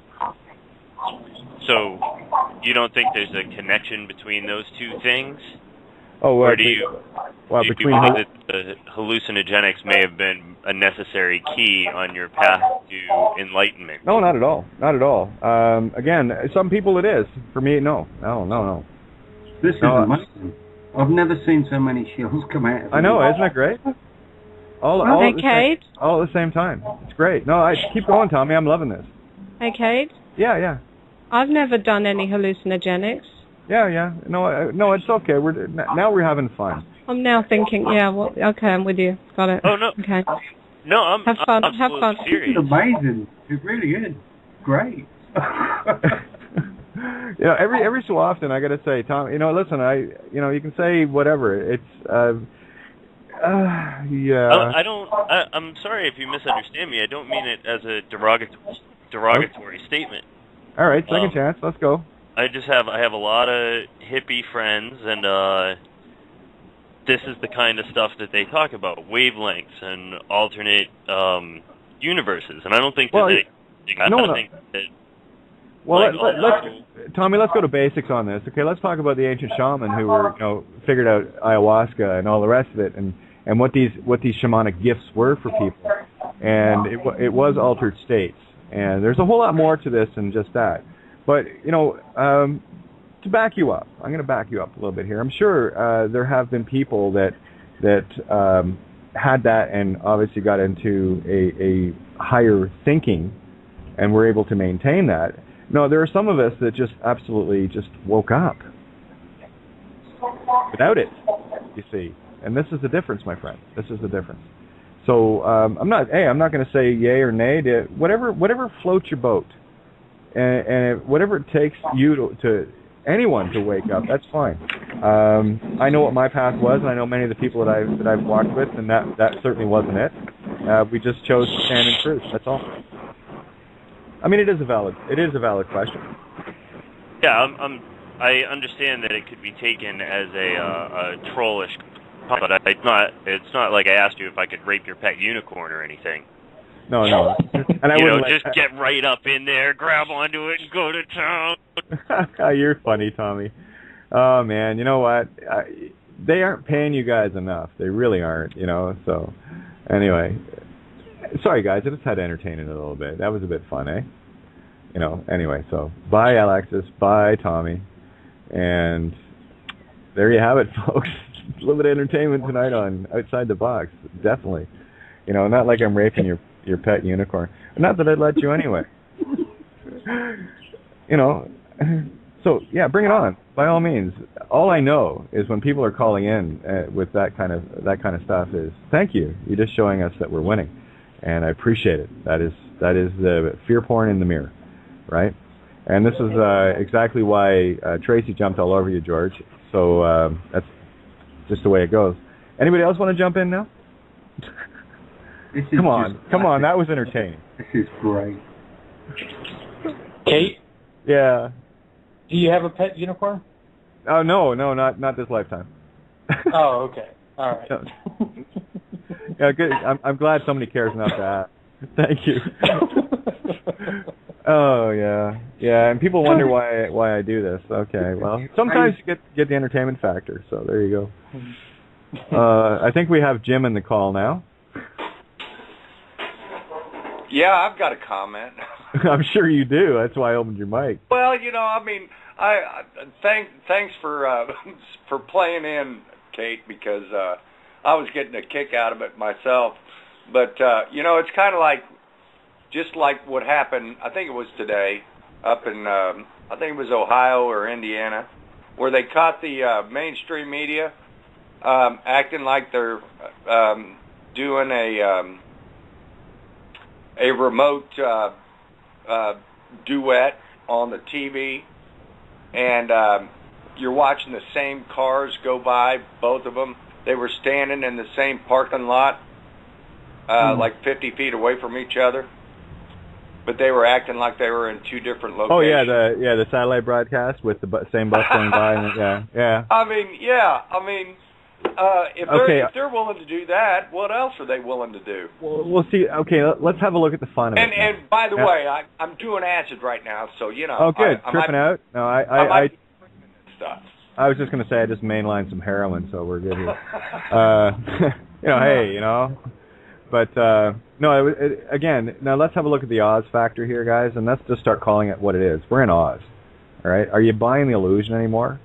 I mean, people like Alexis and Tommy and whatever, and we've had a few. I mean, I got to tell you, they're not paying you guys enough, and you're not entertaining enough. You try to be a little more creative, and I do like the soft entries and then coming right out of the gate, thinking that you're going to disrupt something, and no, you're actually helping us. So I have to say thank you. You're showing the contrast of the lunacy of this planet and the sheer desperation of those that are so asleep and are so bought and paid for. So thank you for actually manifesting the affirmation for us. I have nothing but gratitude for you. So thank you for that. And like any good fisherman, I'll play the fish on the hook for a little while just to see where it's going to go and to see whether it's worth landing or letting go. So if I let you go, you're not worth landing, you see. So. Well, and you know what? Let's continue to be fishermen. Hopefully they'll think about what they're doing. Maybe they'll fire their employer and realize what's going on. Well, I mean, there's the thing too, right? They've been hacking at us for years, right? And if that ain't enough, well, now they have paid employees to come in or whether these guys are just warped and having fun, that's fine too. We've had a few of those. It doesn't matter to me. You're still caught in illusion, and that's okay. And thank you for the entertainment value. We do like to have a chuckle now and again. And thank you. Do you remember the one guy we had, Tony? The one over, he was talking about the unicycle? Remember him? Oh, he was a hoot. I loved him. Oh my God, this is great. It really is. Yeah, Now here's something else we can learn from this. When they come in with these perspectives, right? Now there's some original canvas work, right? It's coming from an unoriginal canvas, of course, but they're trying to paint something original that doesn't exist into existence. And unfortunately, their paintbrushes got snapped in half, but it was fun while it lasted. Anyway, anybody else want to jump in? Hey, I might have two more. I got 11-11s again. So let me.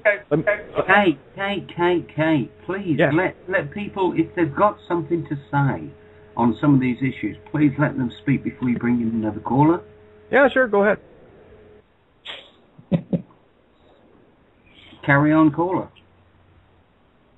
Oh, are you talking about me? Yeah, you were just trying to speak. Oh, okay. Oh, well, no, I just was sent a video today, and it was about the smart meter stuff going up on in British Columbia, and how the people are so pissed off. And I'm going, well, that's going on in the States. And I just had the thought. I thought, well, I wonder how many countries that this is going on in, because I guarantee you it's got to be an organized effort. Well, absolutely. Yeah, which is just another simple thing that you can look at and say, We got major problems going on here, folks. I look at it from the, well, we win, so thank you for affirming it. Yeah. Exactly.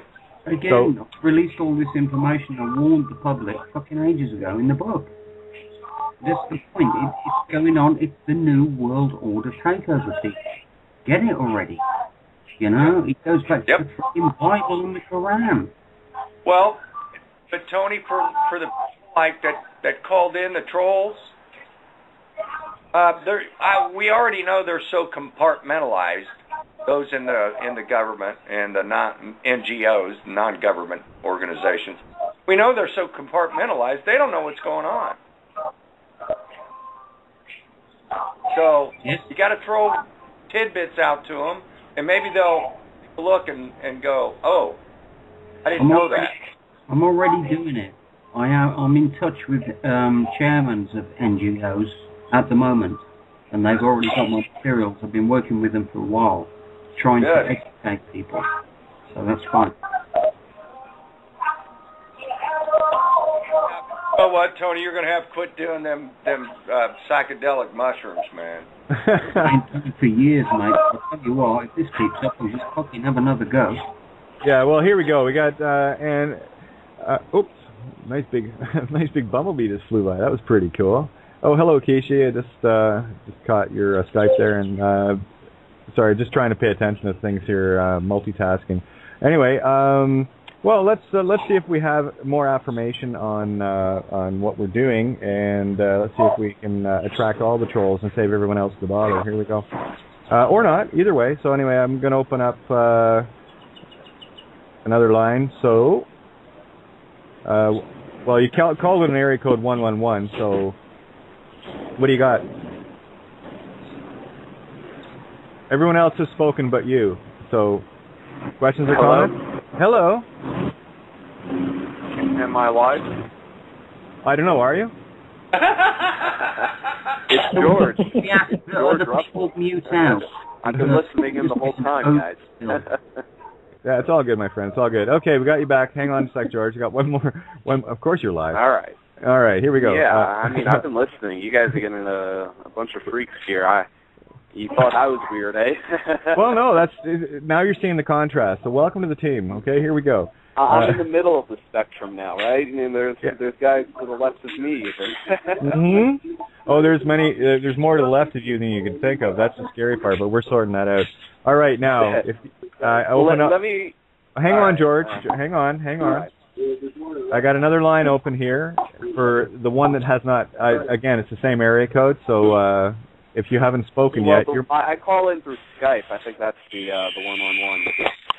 Okay, well, I don't know. It probably is, but anyway, we have another 111 calling in via Skype, and someone's got some serious noise going on in the background. So, no, I'm in my room alone as part of the course. So everybody is not speaking to mute out. Yeah, yeah. I'm trying to figure out who's got the background noise. Oh, sorry, I got to turn my vibrator off. Hold on. Okay, it was Jim. Jim had all the background noise. Okay, so we have another caller on area code 111, so it'd be a Skype calling in via the phone. You haven't spoken yet. Your mic is open, so let's hear it. What do you got? Hello? Yep, we got you. Hello? Hello? Hey, hold on. Let me turn off my vibrator real quick. Hold on. Got a lot of folks with vibrators tonight, eh? Oh, yeah. Apparently somebody's got some hots for a unicorn, and Buddy brought a vibrator, so maybe they watched that My Little Pony show. Yeah, I think so. Anyway, getting back to the gist of things here, so we've had our fun. That was entertaining. The bottom line is, guys, this is about reaching the inner self, with or without psychedelics. I don't care how you get there. I do have a kind of, I don't know if it's a spiritual experience, but I suppose you could call it a kind of mystical experience that happened to me a couple months ago. Perhaps, I don't know, I guess I could talk about it. Maybe it'll be relevant to what you guys are saying. If it's relevant to you, then it's relevant. All right, well, it was just like a normal day, I suppose. It was pretty nice out, It was at the end of winter, kind of as it's turning the season, April begins as a lion and ends like a lamb, that whole stuff, and changing seasons and the leaves and all that. So I was just outside. I was in Brooklyn. I was walking around Park Slope, and kind of in the, well, what do you call it? Your mind's eye, right? That's the term. Yeah, that'd be a term. Your mind's eye, right? Yep. All right. So in my mind's eye, there are these fucking niggers, and they're fucking each other in the ass and licking each other's anuses. George, fuck, man. Fuck, nigger, fuck, nigger, it's the nigger. Shut him up. Sorry. Hey, oh my gosh. Tracy. Sorry. The buttons react only so fast. I knew he was a shill all along. I just wanted to... You can always tell a shill when they can't shut up. Well, I was trying to Skype you in the chat, and I was saying... Tracy, I need to... Hang on, hon. Hang on. I know, but I knew it was coming. Sorry. Yeah, it's all good, sweetness, okay? It's all good. It's like, no, it isn't. Okay, yeah, No, it is. Because don't buy into it. The more they're coming out to attack us, the more we roll. Yeah, and I think I got another one, and we got somebody got some serious noise in the background. If you could mute out on your end, please, that would be great. Banging, banging, banging. Anyway, hey, we got another one here, so let's have a look and see if we pulled all the trolls tonight. And the Bible. What's that? Kate. Yeah. The Bible says, "Comfort the feeble-minded." Oh yeah, that's why I don't get angry at them. I just kind of thank you. Yeah, exactly. You know what, you guys? Can I say I don't think it's feeble-minded here. We're talking the psychopathy that's in society is what we're dealing with, and this is choices. Tracy. This isn't innocent. This is choices. I think that's all I'm trying to share. Tracy, you're empowering it, hon. Just let it go. Seriously, hon. Let's have some fun, shall we? They're just proving us right, dear. They really are. So.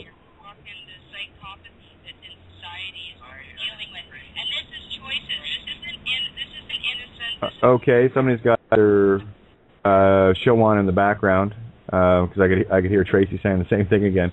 All right, here we go. I'm gonna open up another one here to my own grinning face. We got like 9 minutes. We'll roll into the recording for those that are in the call. And anyway, so here, let's see if we're batting 1,000 tonight. So I think this is a new record for shills. So let's see if we got a real caller or someone that's on budget. Hey, how's it going, eh? Good. How are you? What do you got in your mind? Hey, thanks for having me on board. Yeah, I tuned into your show a little while ago. I don't really know what's going on, but I kind of wanted to relay one of my life experiences. I could do it really quick, but I've been thinking about all the prescription medications that people get on. I'm not the happiest guy in the world, but I wouldn't really count myself as depressed. It's just that I haven't laughed in a very, very, very long time. I do all sorts of things. I took up skydiving, I rode motorcycles, I took up all kinds of things to put the pep back in my life and kind of, if I start dating a new girl or whatever, that works for a little while. Okay, and your point is? Well, recently I've discovered a hobby that just literally makes me laugh my butt off with Yeah, I knew it. Oh man, they're getting funnier by the minute. Yeah, laugh your balls off. We're laughing ours off here. And if I could, I would. Promise. Anyway, I think we'll just leave. Yeah. Can you break down the word entertainment? Oh, that's actually got a lot of stuff in it. Well, the mind, right?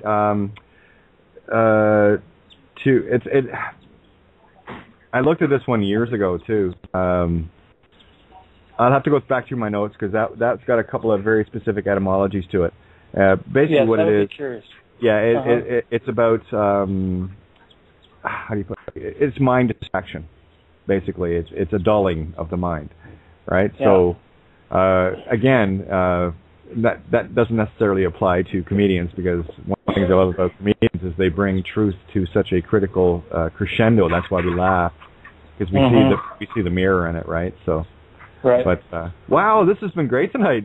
It looks like we're making a difference, boys and girls. Take the win, and I'm just waiting to see if I've got to be honest. I'm honest. I'm absolutely honoured. Me too. I feel special tonight. This is great. I love it. Yeah, I'm just looking for Carol. Looks like she's. Oh, hey, Kate. Yeah. Kate, I'm going to ask if Carol was around, if she could, I don't know, maybe talk some 5D stuff. We could get absolutely. Get into some of that, like Let's Bring It stuff. Well, that's why I was just trying to say that she's not on the board right now, and I know she got dropped off once. So, yep, I'm not seeing her here.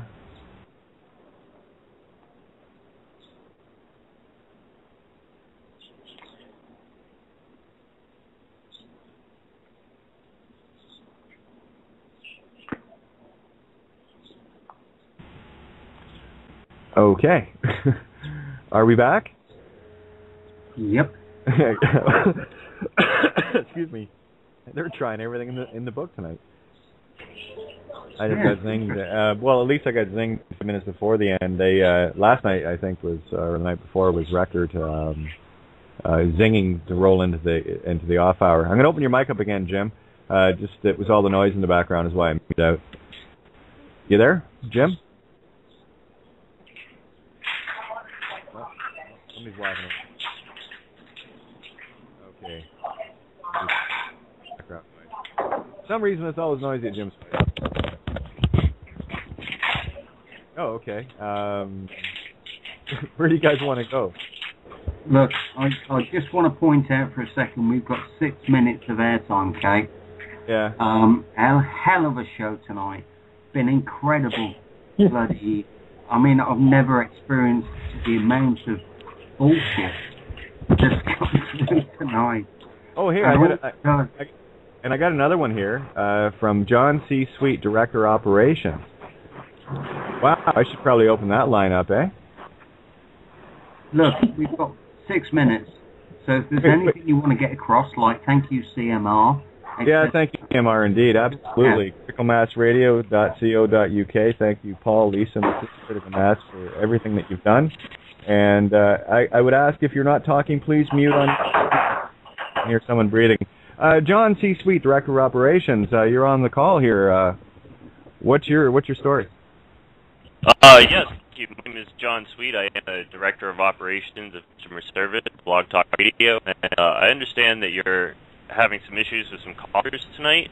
Just wanted to let you know that we are working on that problem. We have a program called AutoBlock, which will automatically be able to filter out the IP addresses of the offenders.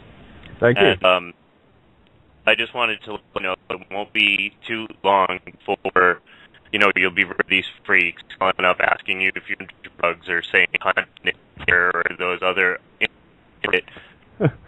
asshole raping dumbucks. Sorry, guys, I just had to. Oh, yeah, unbelievable. So, oh, God, thank you, guys. You've made my night. Look at the attention. Thank you for flowing all of this beautiful attention at us. And I'm just taking it and transmuting it out into love. That's how we handle this guy. We don't get angry. There's no point. And here's the thing. While I think they're derailing something, they're not. They're actually empowering me. This is what I want. This is what I feed on. This is the energy I take and transmute, because the fear of the system is now the fear of all. That is trying to control this place. And yummy, yummy, yummy transmutes to love, baby. So bring it on. Bring it on. I couldn't be more honored. Honestly. In the same way that the fear empowers them, that if we're fearful and we give our fearful intentions, if we just laugh at it, smile and laugh our tits off, it just diminishes their power and basically turns it into our power, because it strengthens us. We know what we're doing. We know we're doing the right thing. We know the information that we're giving out is the right information by the sheer number of fucking bullshit attack shills we get. It's great. I love it.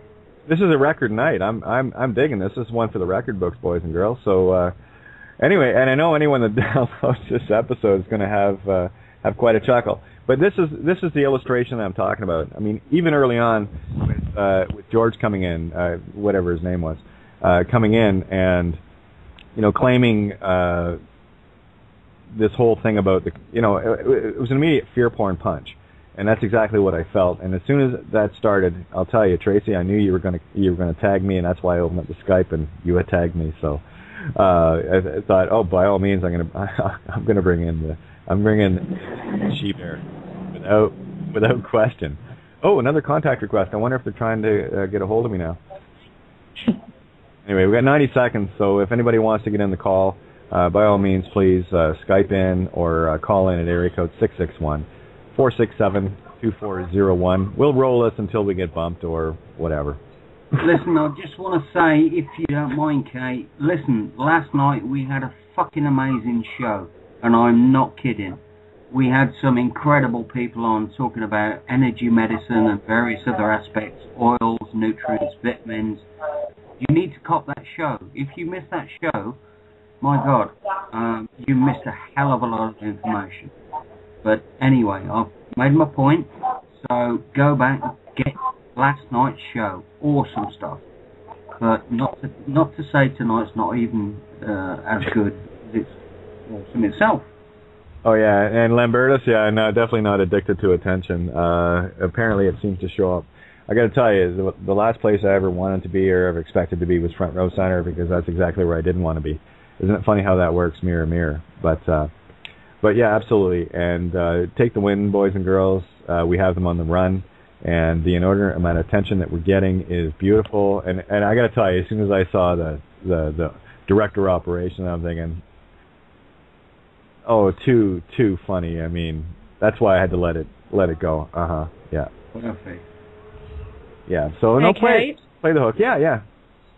They're just giving us some free improvised comedy, so why pay for a ticket when they're going to give it to you for free, huh? Well, that's my point. That's why I don't get mad at these people. No.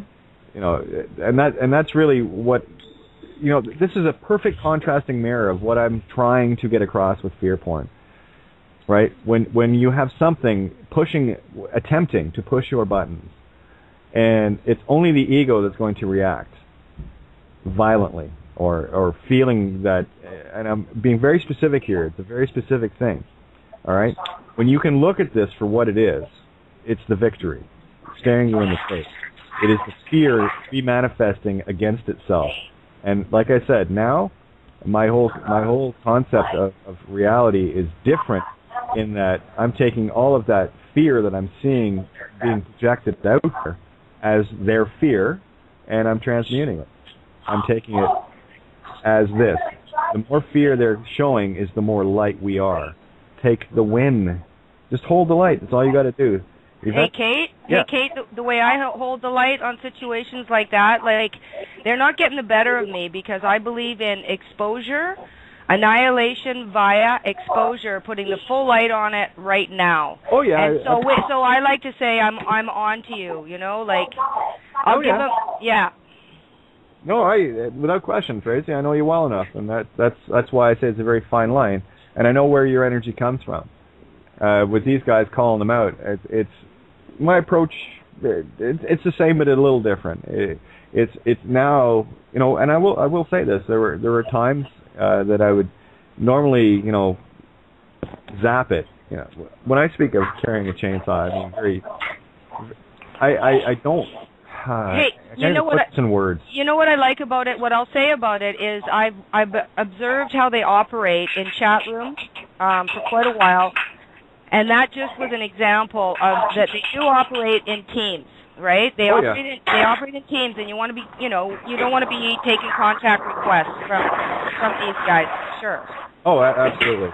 Because they'll hack your Skype, right? But I don't, you can have some fun with it, but at the same time, it would have been great too if we jumped to you singing a live song. You know what I mean? At that point, because they've taken over the lines, and it's contrast. But I'm tired of the duality. I'm tired of I'm just tired of it myself, and I just want to call them on it and call them on it right now. If somebody's innocent and they're just finding their way, great. They can handle it. They can handle a bit of a wake up call. Most of the young guys and gals that age are crystals and indigos, and they know what's going on. Give me a break. Oh yeah, and again, this is just more. If people need proof, there it is. And the more fear that these entities manifest through this kind of energy that they're doing, attempts to belittle. Sorry, I'm a little bit taller than that. You've got a long way to climb there, sunshine, to even get close to that. But I'm taking tonight as a beautiful compliment. More so than. Oops. Here we go. Sorry, something just popped open on my computer here. Yeah, anyway. But it's interesting how many people are choosing what they're choosing, the choices people are making. Oh, yeah, I mean, that's the duality that you're speaking of, and what's happening right now is that chasm is getting wider and wider and more obvious. And yes. You're going to see people that are choosing to stay in this, that are, part of keeping people here and wanting to be here because they're not awake. And that's okay. That's okay. Have whatever you want. This is my free will choice, and I choose the other option. And I grant you all the love and gratitude of choosing what you wish. I'm just not buying your duality anymore, and I'm okay. Yeah, and this is where we need to explain the bigger situation at hand here. And it's not about just one life, it's about our eternal existence down here. We are in a reincarnation situation. So if we deal with this situation now, that's fine, because we've dealt with it. But if we refuse or fail to do that, then we are going to reincarnate to those results. Okay, Tony, what do you mean by deal with it then? Why don't you just kind of... We get off our ass and do something about it. Okay, we got serious background noise again, guys. I know who it is. It's not me. I'm going to mute right now, but it's terrible. Somebody's got a TV on or something.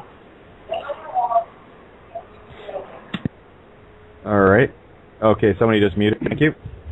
Yeah, because everything gets picked up so cleanly from the background. So, the microphones today are really good. Phones included, so thank you for that. Again, it's how do we take this, this energy, and what do we do with it? Well, we can choose to fist fight it, and not me, no, thanks. Or we can, basically play along and be part of that paradigm, which none of us are. That's the carry out the dead. We're actually living. Am I live? Of course. Well, of course you are. Or hold the light. Hold the light on and expose it. Exactly. Right. Can I simplify this, please? Sure. I'm still trying to figure out how to simplify fist fight, hold the light, or carry out the dead. But okay. This way, we're having an experience as a human being. We're having this experience because, how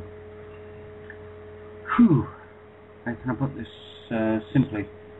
The point being, we're having this experience because we decided to. So it's down to us as to what the outcome of that experience is. All possibilities are there. Which one do you choose to experience? The positive, the negative, or any amount of in-betweens that exist. And that's our option. Now, in our actions, we will actually manifest the particular experience we choose to experience in the future, and that is just not this lifetime, that is all lifetimes from this point on, and we will receive that, whether it's good, bad, or indifferent. That's my take on it, if that helps anybody's comprehension. So in other words, all possibilities exist. Which particular experience, heaven or hell, do you want to experience? Hey, Tony, how about this? How about we're choosing from a place of love or we're choosing from a place of fear? And until we understand life and destruction of life at the quantum level, we don't know what the fuck we're doing, okay? So we're either choosing in every now moment what we are affecting, emitting. Is it from love or is it from fear? And subtle thing. It's not an easy thing to go from awareness of what the fucking problem is to awakeness to what we do about the fucking problem. Okay, so it's fear or love. That's the reality.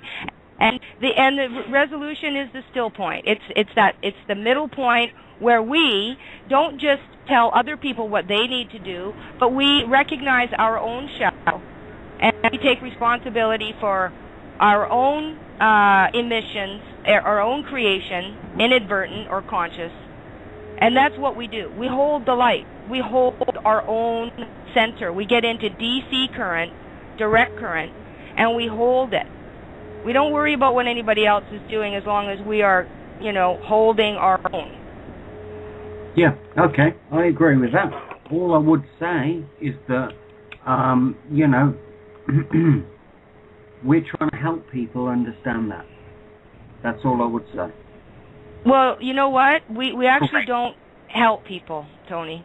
We don't actually try. First of all, we don't try. We got to be impeccable with our words, okay? We don't try anything. We do it or we don't do it. And we be it or we don't be it. And the divine feminine is about the being. We've already done the doing. We've already done enough patriarchal efforting and fucking things up, if you will. And I'm not talking about any particular male. I'm talking about the essence of... It's the energy. It's the patriarchal masculine intent. Yeah. That has overruled the being and creation itself. It's overridden it. Yeah, and so now I feel that when we talk about law, when we talk about the problem, when we talk about the solution, we are talking about the rise of the divine feminine. What is the essence of that? Acceptance, receiving, being, not doing, not efforting, nothing masculine, because we have to balance this out. We have to align with our Mother Earth, who is in the process of straightening her axis. And Tony, I hope you appreciate this, because I don't know how well I can articulate, but I believe she's straightening the axis. And as she does that, our ego mind, our own axis, is not now going to be tipped over in these loops and these astrological, maybe it's to do with getting off the karma wheel or the calendar wheel or whatever, but we won't be creating from the ego mind, if you will, and then getting slapped with the opposite, the duality. We'll be just simply creating from the heart in a centered, upright, if we align with the Christ consciousness that is whipping around the planet. That's the key to this for me, is are we aligning with nature, the divine feminine force, which is law, which is all of it, and it's so simple. We don't have to know anything other than that. Are we, barefoot in the soil or the sand and worshiping the sun and staying and standing in a place of honoring that which truly sustains the very essence of all life, at all cost, at all now moments. That's it. That's what we're being called to do. All right. Question for you, Tracy. Did you hear last night's show? You know what? I heard some of it, and I a question over because I wasn't able to listen to the whole show, so I asked Kate how I could get in touch with that awesome information. I totally agree. I'm all about the oils now, Tony. All about it. Yep. Actually mentioned, we're also talking about earthing and returning connection with nature and Mother Earth. Right. Yeah. That's it. Absolutely. Yeah. The only difference that I'm going to add to this, and I'm going to take it to the next level because that's where I am. That's where I not like special or anything. This is just where I live. It's where I've always lived.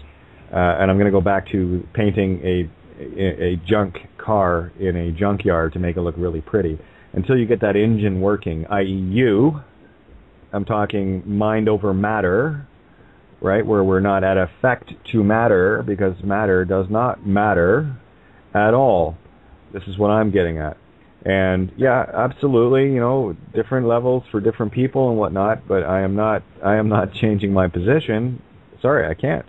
I know how incredibly powerful all of you are, with or without essential oils.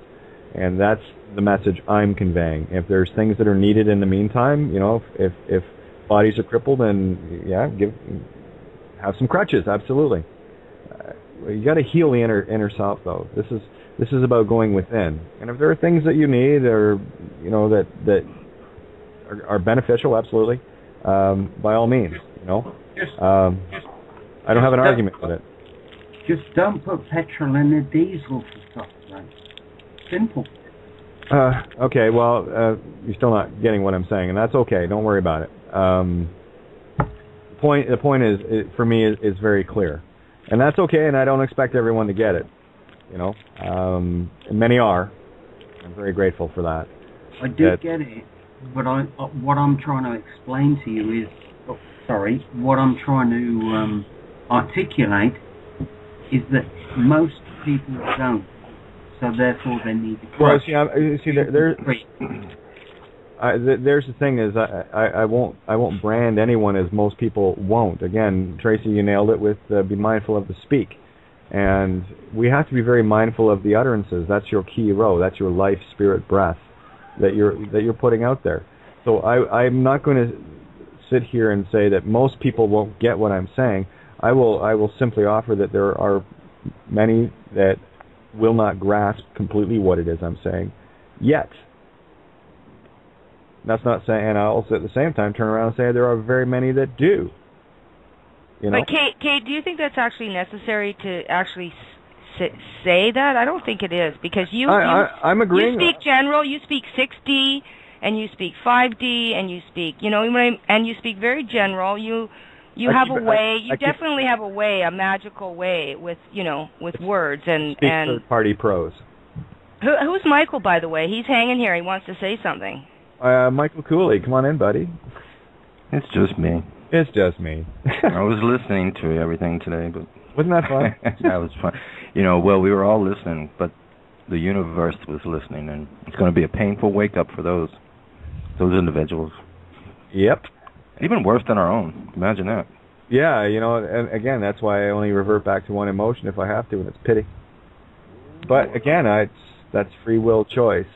Here's the thing. If we're dealing with a psychopath, somebody who's intentionally, with all the information, choosing, then we are not waiting for a wake-up call. Okay, what we are doing is we are dissipating this parasite, okay, this unconscious, unfeeling, that's what we are doing, because otherwise they are going to transform us into something we have no intention of becoming. Well, so again, that's what we're talking about, is let's wipe this psychopathy out, and we do it not violently, but by full-on, intense exposure of the light, because that's where it exists. Okay, Trace, deception, hang on. I'm going with you here. What is needed and what we got tonight, the gift that we got tonight, was the contrast to illustrate by observation that which you just said. Yeah, you knew, Kate. Oh, yeah. You knew ahead of time. I could tell that you knew. My conscience told me that you knew before you even brought him on what was going to. Yeah, I mean, I could feel it already. As soon as okay. Yeah. I'll sit back and see where this one goes. I'm a patient soul. Listen, you come to my table, I want to see how you eat. And I'm not gonna figure that out if I don't bring you to the table. Hey, Kate, I like that, but I like the contrast between you and I. How I came out not oh my God, innocent, and hey, you're really upsetting me, but hey, are you? Oh, you called him out. You called him out in the bullshit. Exactly. So that that's my style of okay. Now that you're exposed, let's hear your shit, right? Okay. Well, I'll just read. No sooner did this guy start typing, I wrote. I opened up the Skype because I knew you were there, and of course, let me have him. And what did I say? A pleasure. You're in. LOL. You got the same vibe I did. I knew you. And I capitalized. Let me have him. Oh my gosh, I'll weed him out. If it's just an ego, let's bring it to the surface. Let's have a big cry, and let's move to the next level. Okay, but if you are who I know you are, you little prick, I'm busting you right off the fucking hop, and then let's see what you got, okay? I don't name call, I deal, okay? No, that's the thing, and I have to explain to everybody, I speak of the chainsaw all the time, and Tracy is my chainsaw. Sharp. Okay, yeah, because I'm a Sag, and I am a mirror, okay? Yeah. But I'm not the same mirror that Carol. Now, Carol, sweet, beautiful, lovely. I absolutely adore Carol, and every time I open my mouth, I'm like, God, I hope Carol comes on after me. just eat. That's why I called. Hey, is Carol there? Like, oh my gosh, like, can she talk to this George guy in case I'm wrong? I might have just like, oh my God, and then and then when he came back again, I was no, I'm not wrong. Like, they do work in teams, eh? It was like boom. Yeah, there was I think 5 or 6 there. So, and Kishi, you're in the call. I'm not sure if you wanted to say anything, but I just wanted to let you know that we know you're there. Yeah, I know. Caught me in the hop there, kid. I just wrote there. All week I've had very, very lucid dreams, and last night the dream was all about a vampire was apprehended in the dream, and there was a wall of people around that vampire. It was in a coffin in the corner of a room, very dimly lit, and there was a wall of people around that protecting me and loved ones all around me from that vampire was still alive, and somebody was talking about something that they had to do to disempower it, basically. Well, bring it into the light. That's how you kill vampires. They removed its powers, and I woke up Damn. from that point, but this to me tonight is just very reflective of the dissolution of that part of the mind, Well, that's it. And you nailed it with that one word, dissolution. And isn't it funny that that's part of my human design beautiful way to have another look at yourself.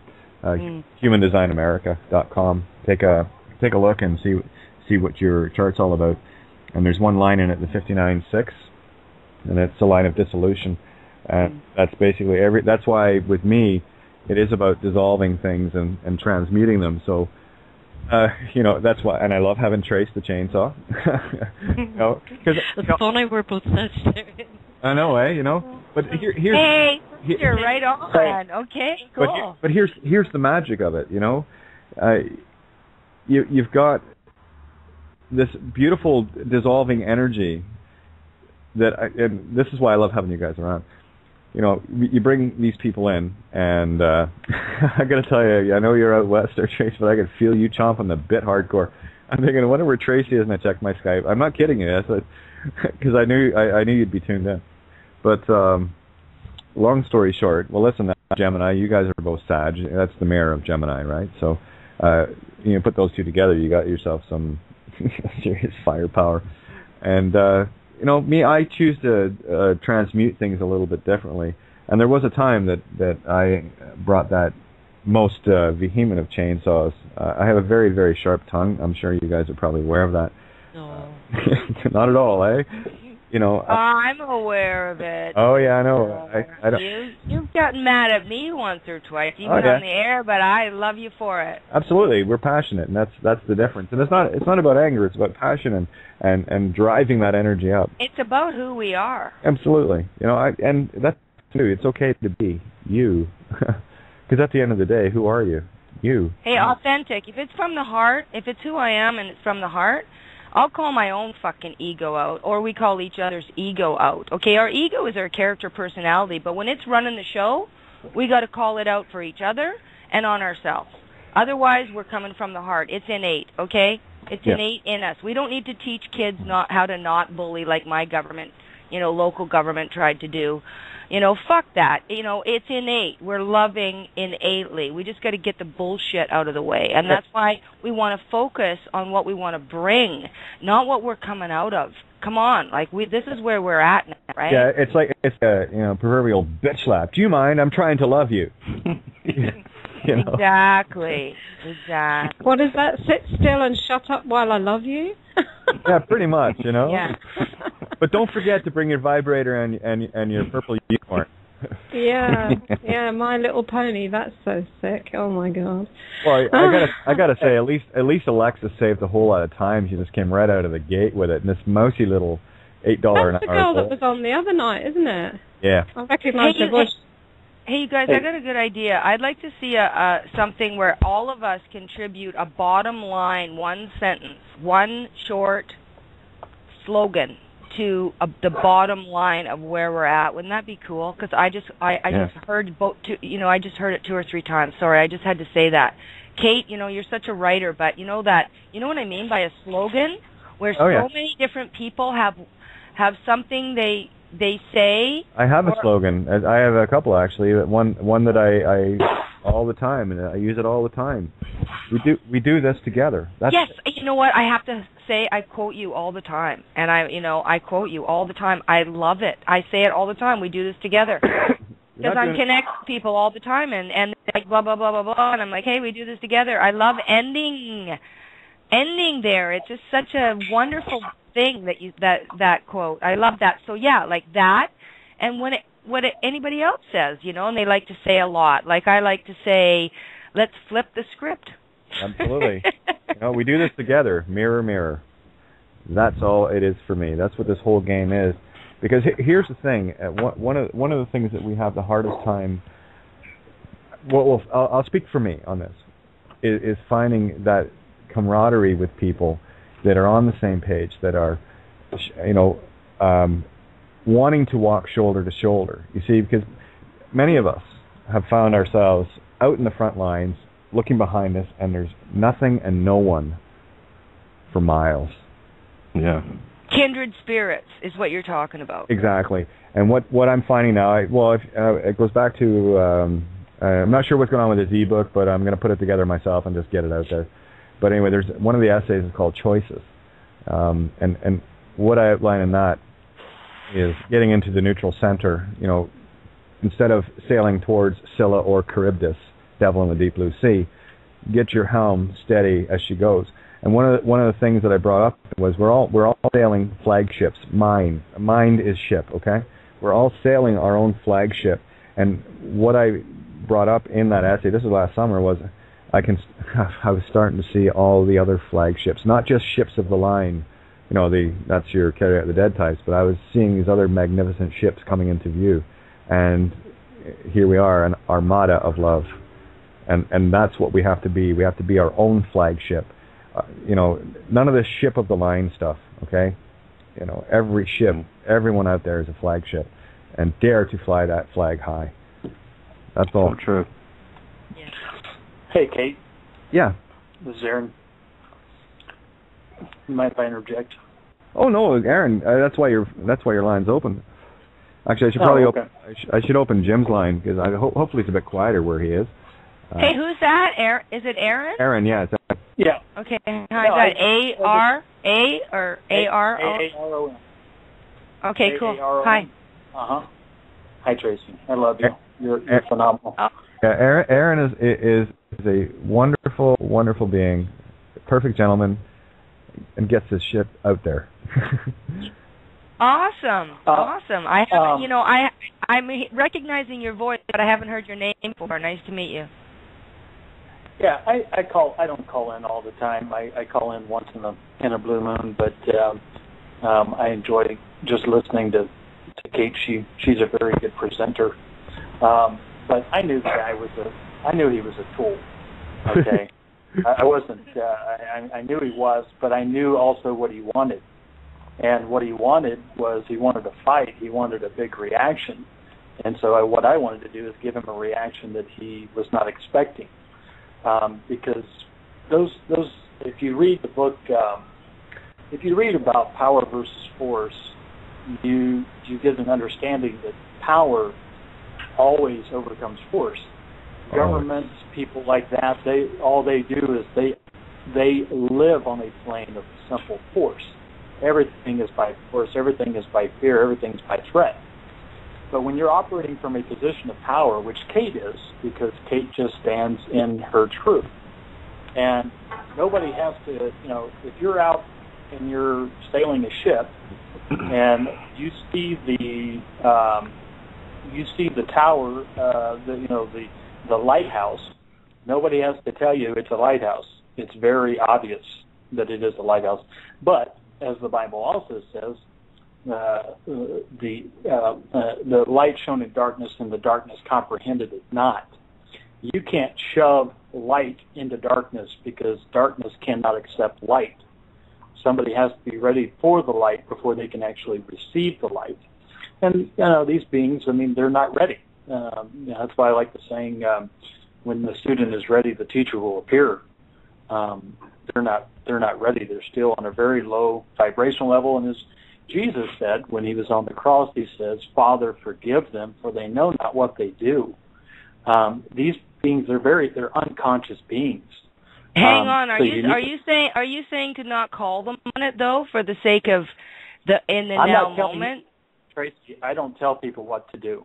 No, I'm just asking you. I'm just asking you in that what you just shared. Is there the message of that don't judge and love everybody and Tracy, not even. I'm just asking. I'm just asking, right? I was going to say not even close. Listen, honey. Oh, okay. You handle exactly the way you do, and it's all good. Okay, so fucking right. Thank you very much. Because you know what? I'm an old soul, man, and I'm running a fuck pen. Okay, I am running. Let's get on with the new program. Our own individual, and that's where we are. That's where we meet. That's my heart. Yeah. I know that, Tracy. Thanks, Michael. Thanks. I heard that, Michael. No, I'm full. Hey, where are you, Michael? Where are you? Sorry. Where are you, Michael? I'm in California. Okay, cool. I'm looking at your photo. It's pretty cool. Oh, are you able to see it? I didn't know that. Okay. Yeah. Well, we're all in the same group. But I will tell you the total benefit and bonus of tonight is there are going to be a lot of archive downloads, and this is exactly what is going to be heard and what needs to be heard. And the best part is, in a recording, well, you can't call in, so the shields get taken out, and we get to just converse in our own way, in our own time, so it's perfect. Yeah. Hey, Michael. Mm-hmm. What are you passionate about? What am I passionate about? Caught me off. I'd like to do that. Yeah. I'm passionate about animals. Okay, let me ask you another question. Let me ask you, what's the biggest fuck over that ever happened to you that put you on this path? Oh, I like you even more now, Tracy. That put me on this path. I guess probably just it was a combination of things, because everything that happened to me happened after I kind of awakened to everything, and it's what I lost. So lost quite a bit. So I'm not revengeful, but you lost everything. You felt the loss of everything, including the reality you believed in. Yeah, everything. I mean, people will think you're crazy and all that stuff. I mean, everybody gets that, but I mean, it's just, yeah. You go through so many ups and downs and emotions, and you question yourself. You don't know if you are going crazy or, Yeah, but I'm better now. And then you find people like us, and you say, if that's crazy, I can do crazy. Well, yeah. I mean, if it weren't for people like you guys, I mean, it just shows that you're not alone, and that you're not crazy, and that you didn't think that all the things that you were thinking. And I love you. Thank you for speaking from your heart. Absolutely, and isn't it great now? It's hip to be a truther. And that's the thing. This is the new cool, because more and more people every day, the clocks are ticking and they're aligning, and you may not see it every day. I do. I see it every minute of the day. So I may have lost a lot, but I never really lost who I was inside myself. That's the most powerful thing, because I always knew I was a powerful person. It was just that I was putting all of that into the wrong places. Well, you're being scripted. That's what the game is all about. It's all about deception and mystery. Just like I've said there with all the churches, all the energy is being directed towards Orion. Wonder why Well. Hey, Michael, that's a very good synopsis to launch into the new paradigm from, by the way. Very, very wise. Good for you. Oh, yeah, to the other side, you know, it's like, well, fuck you. Do you know who I am? I mean, I'm fuck still... you, I do. Right now. I swear to God. Way to go. Yeah. I mean, I'm just that way of who I always was, but just now I'm on the right side. So... And that energy is now, again, redirected. And I look at everything that's happened to me as I got dispossessed of that which was possessing me, the possessions. That's why they call them possessions, right? So, and it takes a while to find that centering piece. You know, when you go through traumatic experiences, regardless of, you know, these experiences, what might be a molehill to one could be a mountain for another. So there's no real relevant difference in how we get here, because we all have our different means and abilities to handle whatever gets thrown at us, and the universe will never give you that which you cannot handle. So the trick for me is not to I won't yield. This is one stubborn oak tree. Kate, that's so true, Kate. No, the universe won't give you anything that you can't handle. I mean, you believe that you probably can't handle it, but clearly we do, because we're still here. We're still here. Hey, by your actions you are known. You're still kicking. Yeah. So that brings up the dark of the soul. That's come up, you know, in my in the last week a few times. And something on your show, Kate. I can't remember what it was, but the dark night of the soul. It's important for people to know what that is, you know. That's that merging point. That's that dark night when you accept it, you embrace that, and then what happens? You see that in of light on the other side and focus on it and expand that, right? You expand it, and then there's the paradox. The paradox becomes evident. It's right there. That's right there. Absolutely. And Aaron, you didn't finish your thought, my friend. I didn't finish my thought. Sorry. We interrupted. Regarding. Oh no, we're what? Oh, we're just mouthpieces, so we just step all over everything. Is there? What else did you want to share?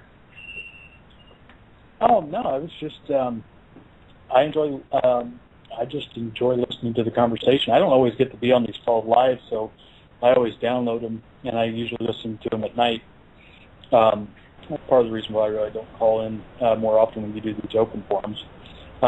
Suggestion for you, though, Kate, is that, because it seems lately you have done a lot more open forums, one of the things I would be very interested in myself, and I think a lot of other people would be as too, is getting into the Bible and the metaphorical, how it is very metaphorical. Because at first that was very hard for me to accept because of my background, that is truly what it really is, and that there are a lot of hidden meanings in there.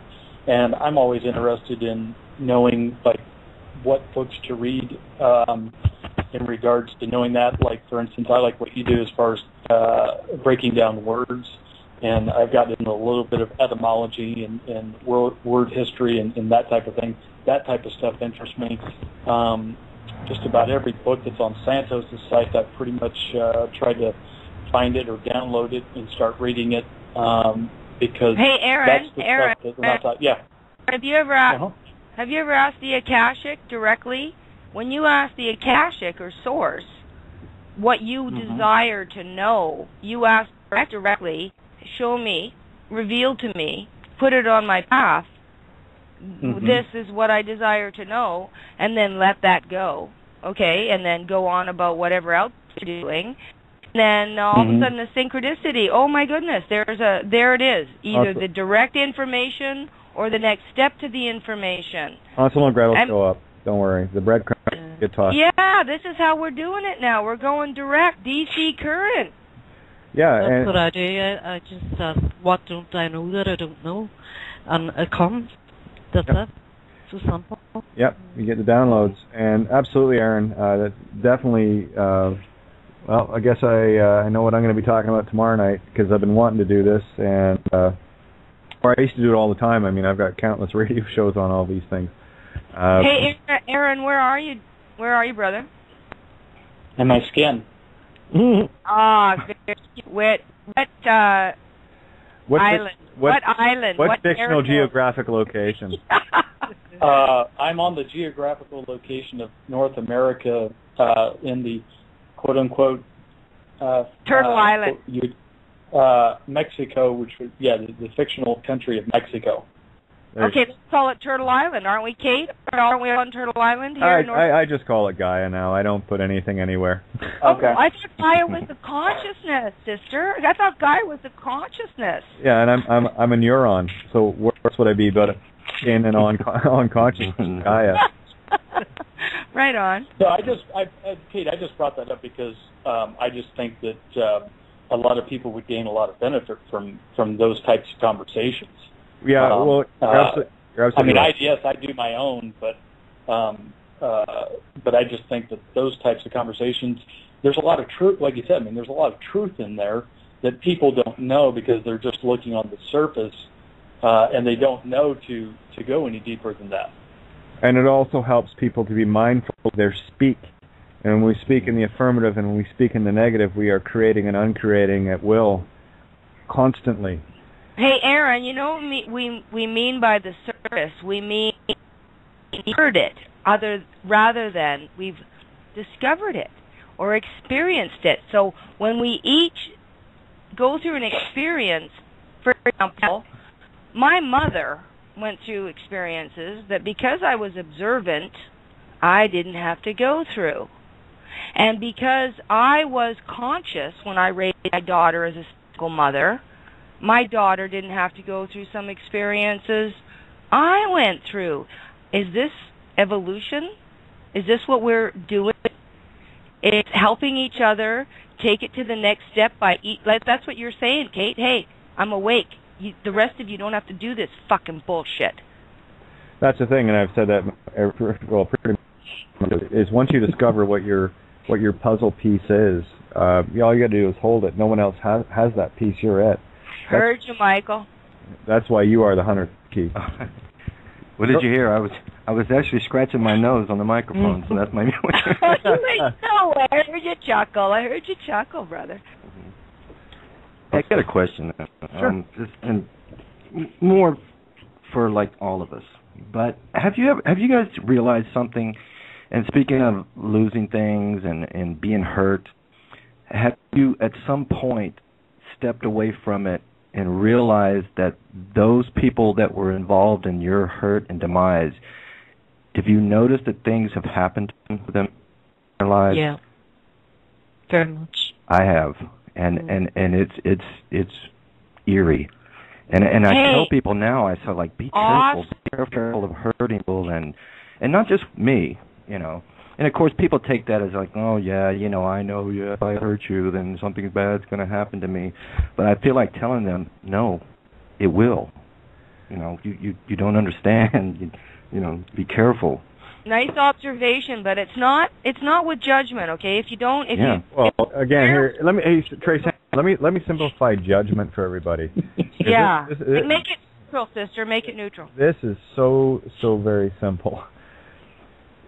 We cannot judge anything because in the action that has been created, it is already judged in and itself. Yeah.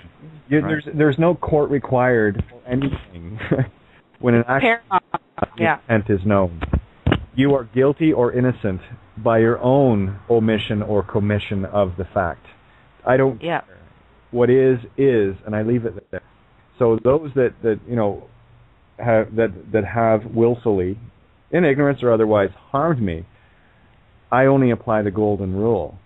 Kate, it's energy, right? If you contract with energy in a specific way, then you contract with energy in a specific way. Learn the quantum physics of it all. That's why I mirror the energy back. So there's the golden rule. Now, I'll give you an example. Someone that came against me willfully of their own intent, be it whether they were told or otherwise, they still have to take responsibility for their own actions by one action, one is known.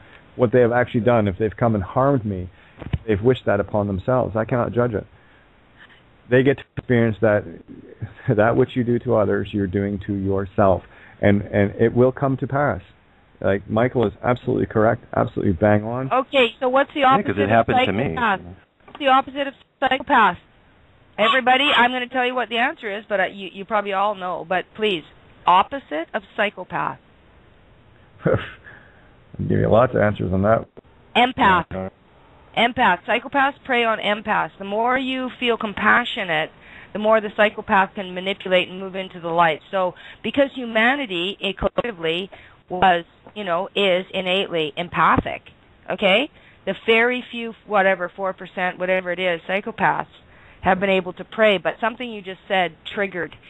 I had just learned a bunch of stuff about what is the bottom line, because it's not just the worst of the worst that we're dealing with. It's the subtlest that we're dealing with. Yes, it's the same thing. It's the choice to be for the destruction of the very essence of life versus being for the very essence of life and creation, the feminine. Versus the patriarchal, which is let's move on, and build something, whatever that means. However we look at that. But I'm feeling a lot of inspiration. Thanks, you guys. No worries. And here's the thing about empathic nature, and one of the reasons why, like tonight, I just listen. They're going to come in. That's what an empath is. They're going to come in, and what I decide to do now is instead of trying to obliterate it myself, I just direct it like judo, using the opponent's energy. Well, that's good, Kate. I'm glad to know that, because what I'm saying is you're like the ultimate empath, okay, because you got it all together there, and the ultimate psychopath through a weak being, a weak meat stick near you, okay? Yeah. And you will feel empathic for that psychopath that is taken on the persona of a victim or whatever. Yeah, that's why I hate that. So you have to be vigilant, sister. Oh, constantly. I've been a lifetime being so, and that's because I leave my table wide open, and I will never close that, never, because what it's doing to me, this is for me spiritual training, and how I take energy and by sheer will, because that's all we have, intent, will, to create that, and I just take that energy in and know what it is, and not give it any power, and just deflect it away, right back to itself. And you know how you actually ultimately do that is the not there, and I quote Dart exactly, but it's being actually ultimately, and you would know this, being not there, being not there. In other words, quantum jumping into a parallel reality so that you're actually not there. I spiritually sidestep that. Yeah. But it doesn't mean I'm not running away from it. What I'm doing is sidestepping. This is how I formulate it. Something comes at me, I just sidestep, redirect. It's sort of like a bullfighter. Like a bull will come at the bullfighter, and the bullfighter sidesteps and frustrates the bull to the point where that the Taurus bull of the papacy is now getting exhausted, and will have their horn shortly. Hey, Michael, are you being called? A lot of people, Michael, are being called. Like geographically, are you having an invite from somebody you know, or are you feeling called to go somewhere else other than where you are? Sometimes, yeah. Sometimes. Well, what do you mean, though, specifically? I mean, well, what I mean is, are you getting any events or synchronicities or weird sort of invites to say that maybe you don't want to carry on like you have and you want to move somewhere, or you want to change? That's happening to me right now, Tracy. Yeah. Right on. I think that's already happened with me, because I went back not that long ago to my birthplace and the home where all my friends and family are, and I lasted about a month and a half, and I realized that all of that was no longer me, and came back to California, and now how do you feel? Where do you want to be? Do you feel comfortable there? right here. Yeah, it's like I've meant to be here all my life. It's kind of hard to explain. But yeah. Not really. Again, this is a conversation I had with Ninja. Just to let you guys know, we got about 10 minutes left here, but I did want to had a chat with Ninja. What, about a week and a half, 2 weeks ago, kiddo? Yeah, something like that. Yeah, something like that. And the resounding thing that came to me was, you know, you were talking about where we were and the experiences you were going through, and we had chuckle all that. And the only thing that really resonated and made sense with me is you are exactly where you need to be for a very, very specific reason. And I think a lot of that reason just got exposed today, hon. So again, I can't flow enough light at you to say thank you for holding that light to make that possible. This is how critical we are. Listen, if we were to take over, quote, a planet, it wouldn't make a whole lot of sense to have us all in one spot. This is why we are so diversified. This is why we are so spread apart. You know, Australia, UK, Canada, Ireland, U.S., South America, Ecuador. You know, all over the planet. And these are the beacons of light that are all they need to do. If you remember the scene in I think the Two Towers Tolkien series, Lord of the Rings, when the city was going to be attacked, and they lit all the torches, and one lit as soon as it was seen, another was lit, and as soon as it was seen, another was lit, to let the very distant cities know that they had to come and gather at this city. And that's what you are. You are one of those pyres, one of those lights on a mountaintop. Yeah. And we're all lighting up now. But I think what's happening is it's interesting that I've been here with no signs of change for like I said, almost 6 years, and then very, very recent days, weeks, I've been seeing signs of change in my opportunities, and that makes me think that maybe this work is coming to a close. And I have been feeling also the deep sense of this impending, almost like a weather system needing to change, almost like we need a storm and the storm's coming, and you can feel it, you can taste it, you just, you know, that electricity is there, and other things are happening to back that feeling up. And I'm thinking, I wonder if now we're reaching that point where we can start to make different choices, because the work is maybe done to a certain level, if not complete, but done to a level. I feel that way. I feel that totally that way, sister. We've intended it, and those of us that are the pioneers, of course we're at the place, the crux of, be there, build it, and they will come. So what have we been intending? What have we asked for? Get back to the land, get back to community, get back to face-to-face, get back to interacting with our kids, get away from the technology, or it's going to own us. Yeah, that's exactly what's been talked about as well, Tracy. It's exactly those things. Building something new, getting back to basics, so we've got remembering that old ways.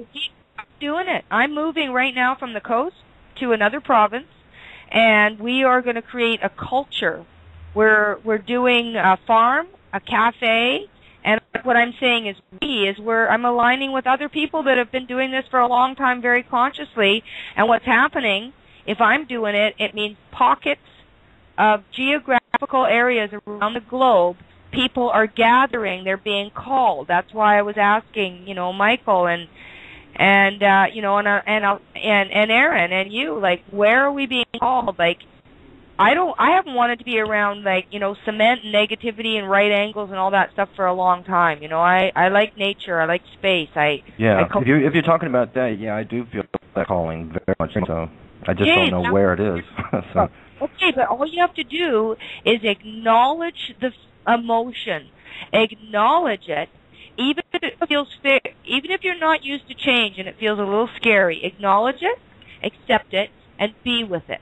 Oh, yes, that's right, definitely. Don't expect anything from it, and then let it go, and embrace the fear of the unknown, and know that that is creation.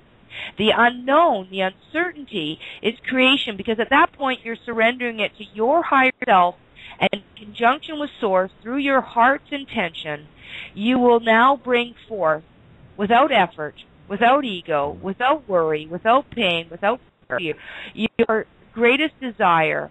And so ask for that, and then surrender it, and then allow it, go into the feminine and allow it to land, allow it to be, bring it from the etheric to the physical, and be the light, hold that light, and be that. And you would be doing the biggest monkey effective light warrior, worker, holder, you know. Tracy, let me sum it up for you. Thanks. Really, follow your heart. Yeah. Yeah, that works. Thanks. Yeah. Just follow your heart. Yeah. You know the answers. You don't. Universe will give you. I'll tell you. And by the way, I want to get this note in here. Nothing annoys a shill more than to actually be opened up into a call and then put on hold for 20 minutes. That's what I did to George. Chomp, chomp, chomp, chomp. Can you feel him? I did. Anyway. Being busted in the first 7 seconds. Oh, yeah, it was great. Like I said, get him on the hook and play with him a little bit, And again, listen, as the magic, too, is the words they're using. The irony is all the words they used are actually very precious words of light that they think are bad. They're not. They've just been turned that way. Yeah. But we got a few minutes left here, so I just want to do a thank you to criticalmassradio.co.uk, Paul, Lisa, and the crew. Thank you guys so much. And, we wouldn't be entertained like this otherwise. So it's awesome. But, follow your heart, guys. And what Tracy was saying, that's it's very fundamental. To put it in perspective, my final thought on all this. When you speak of the divine feminine, that is your thought. That is the void of creation. That's the invisible. That's not in the visible light spectrum. That is your void. You are the void, okay? And when you create with intent, anything you think and utter is actually being created. And everything here is about contracts. So be very mindful of the contracts and the speak that we have. And this is why I'm going to follow up on what Aaron was talking about earlier. Yes, once people start seeing the veils of the words and how they are lifted, and it's astonishing for a lot of people. It was for me, I'll tell you that. It's like, oh my God, look what that word means.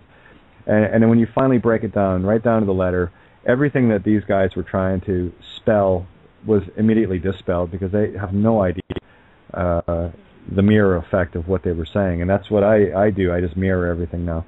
And by the way, if you're going to send any documents out, I've got to find a program. I know there's one out there where I can reverse all the letters. So when I send an email, it goes out as above, so below in reverse, right? Well, like any good way.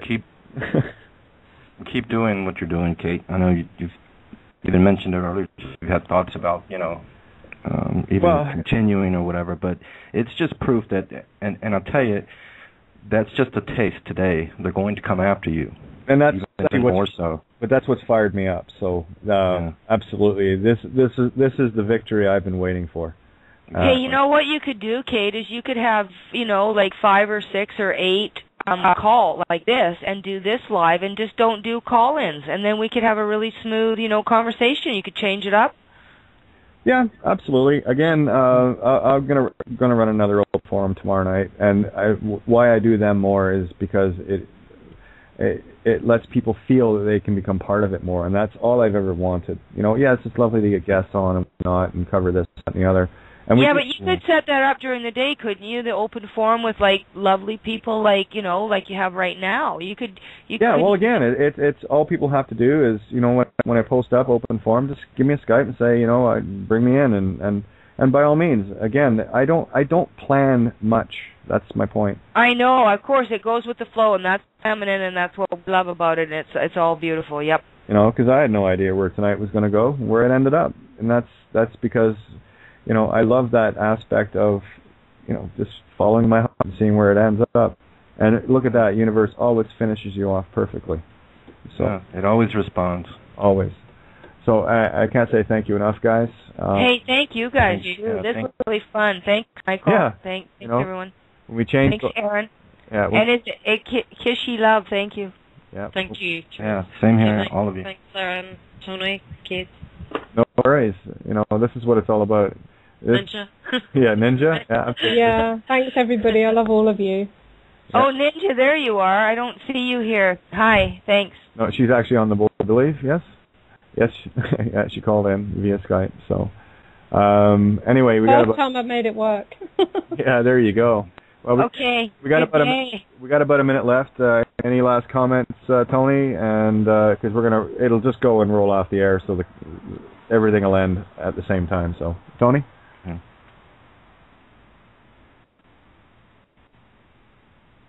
Looking for the mute. Okay, well, thank you for those words, Tony.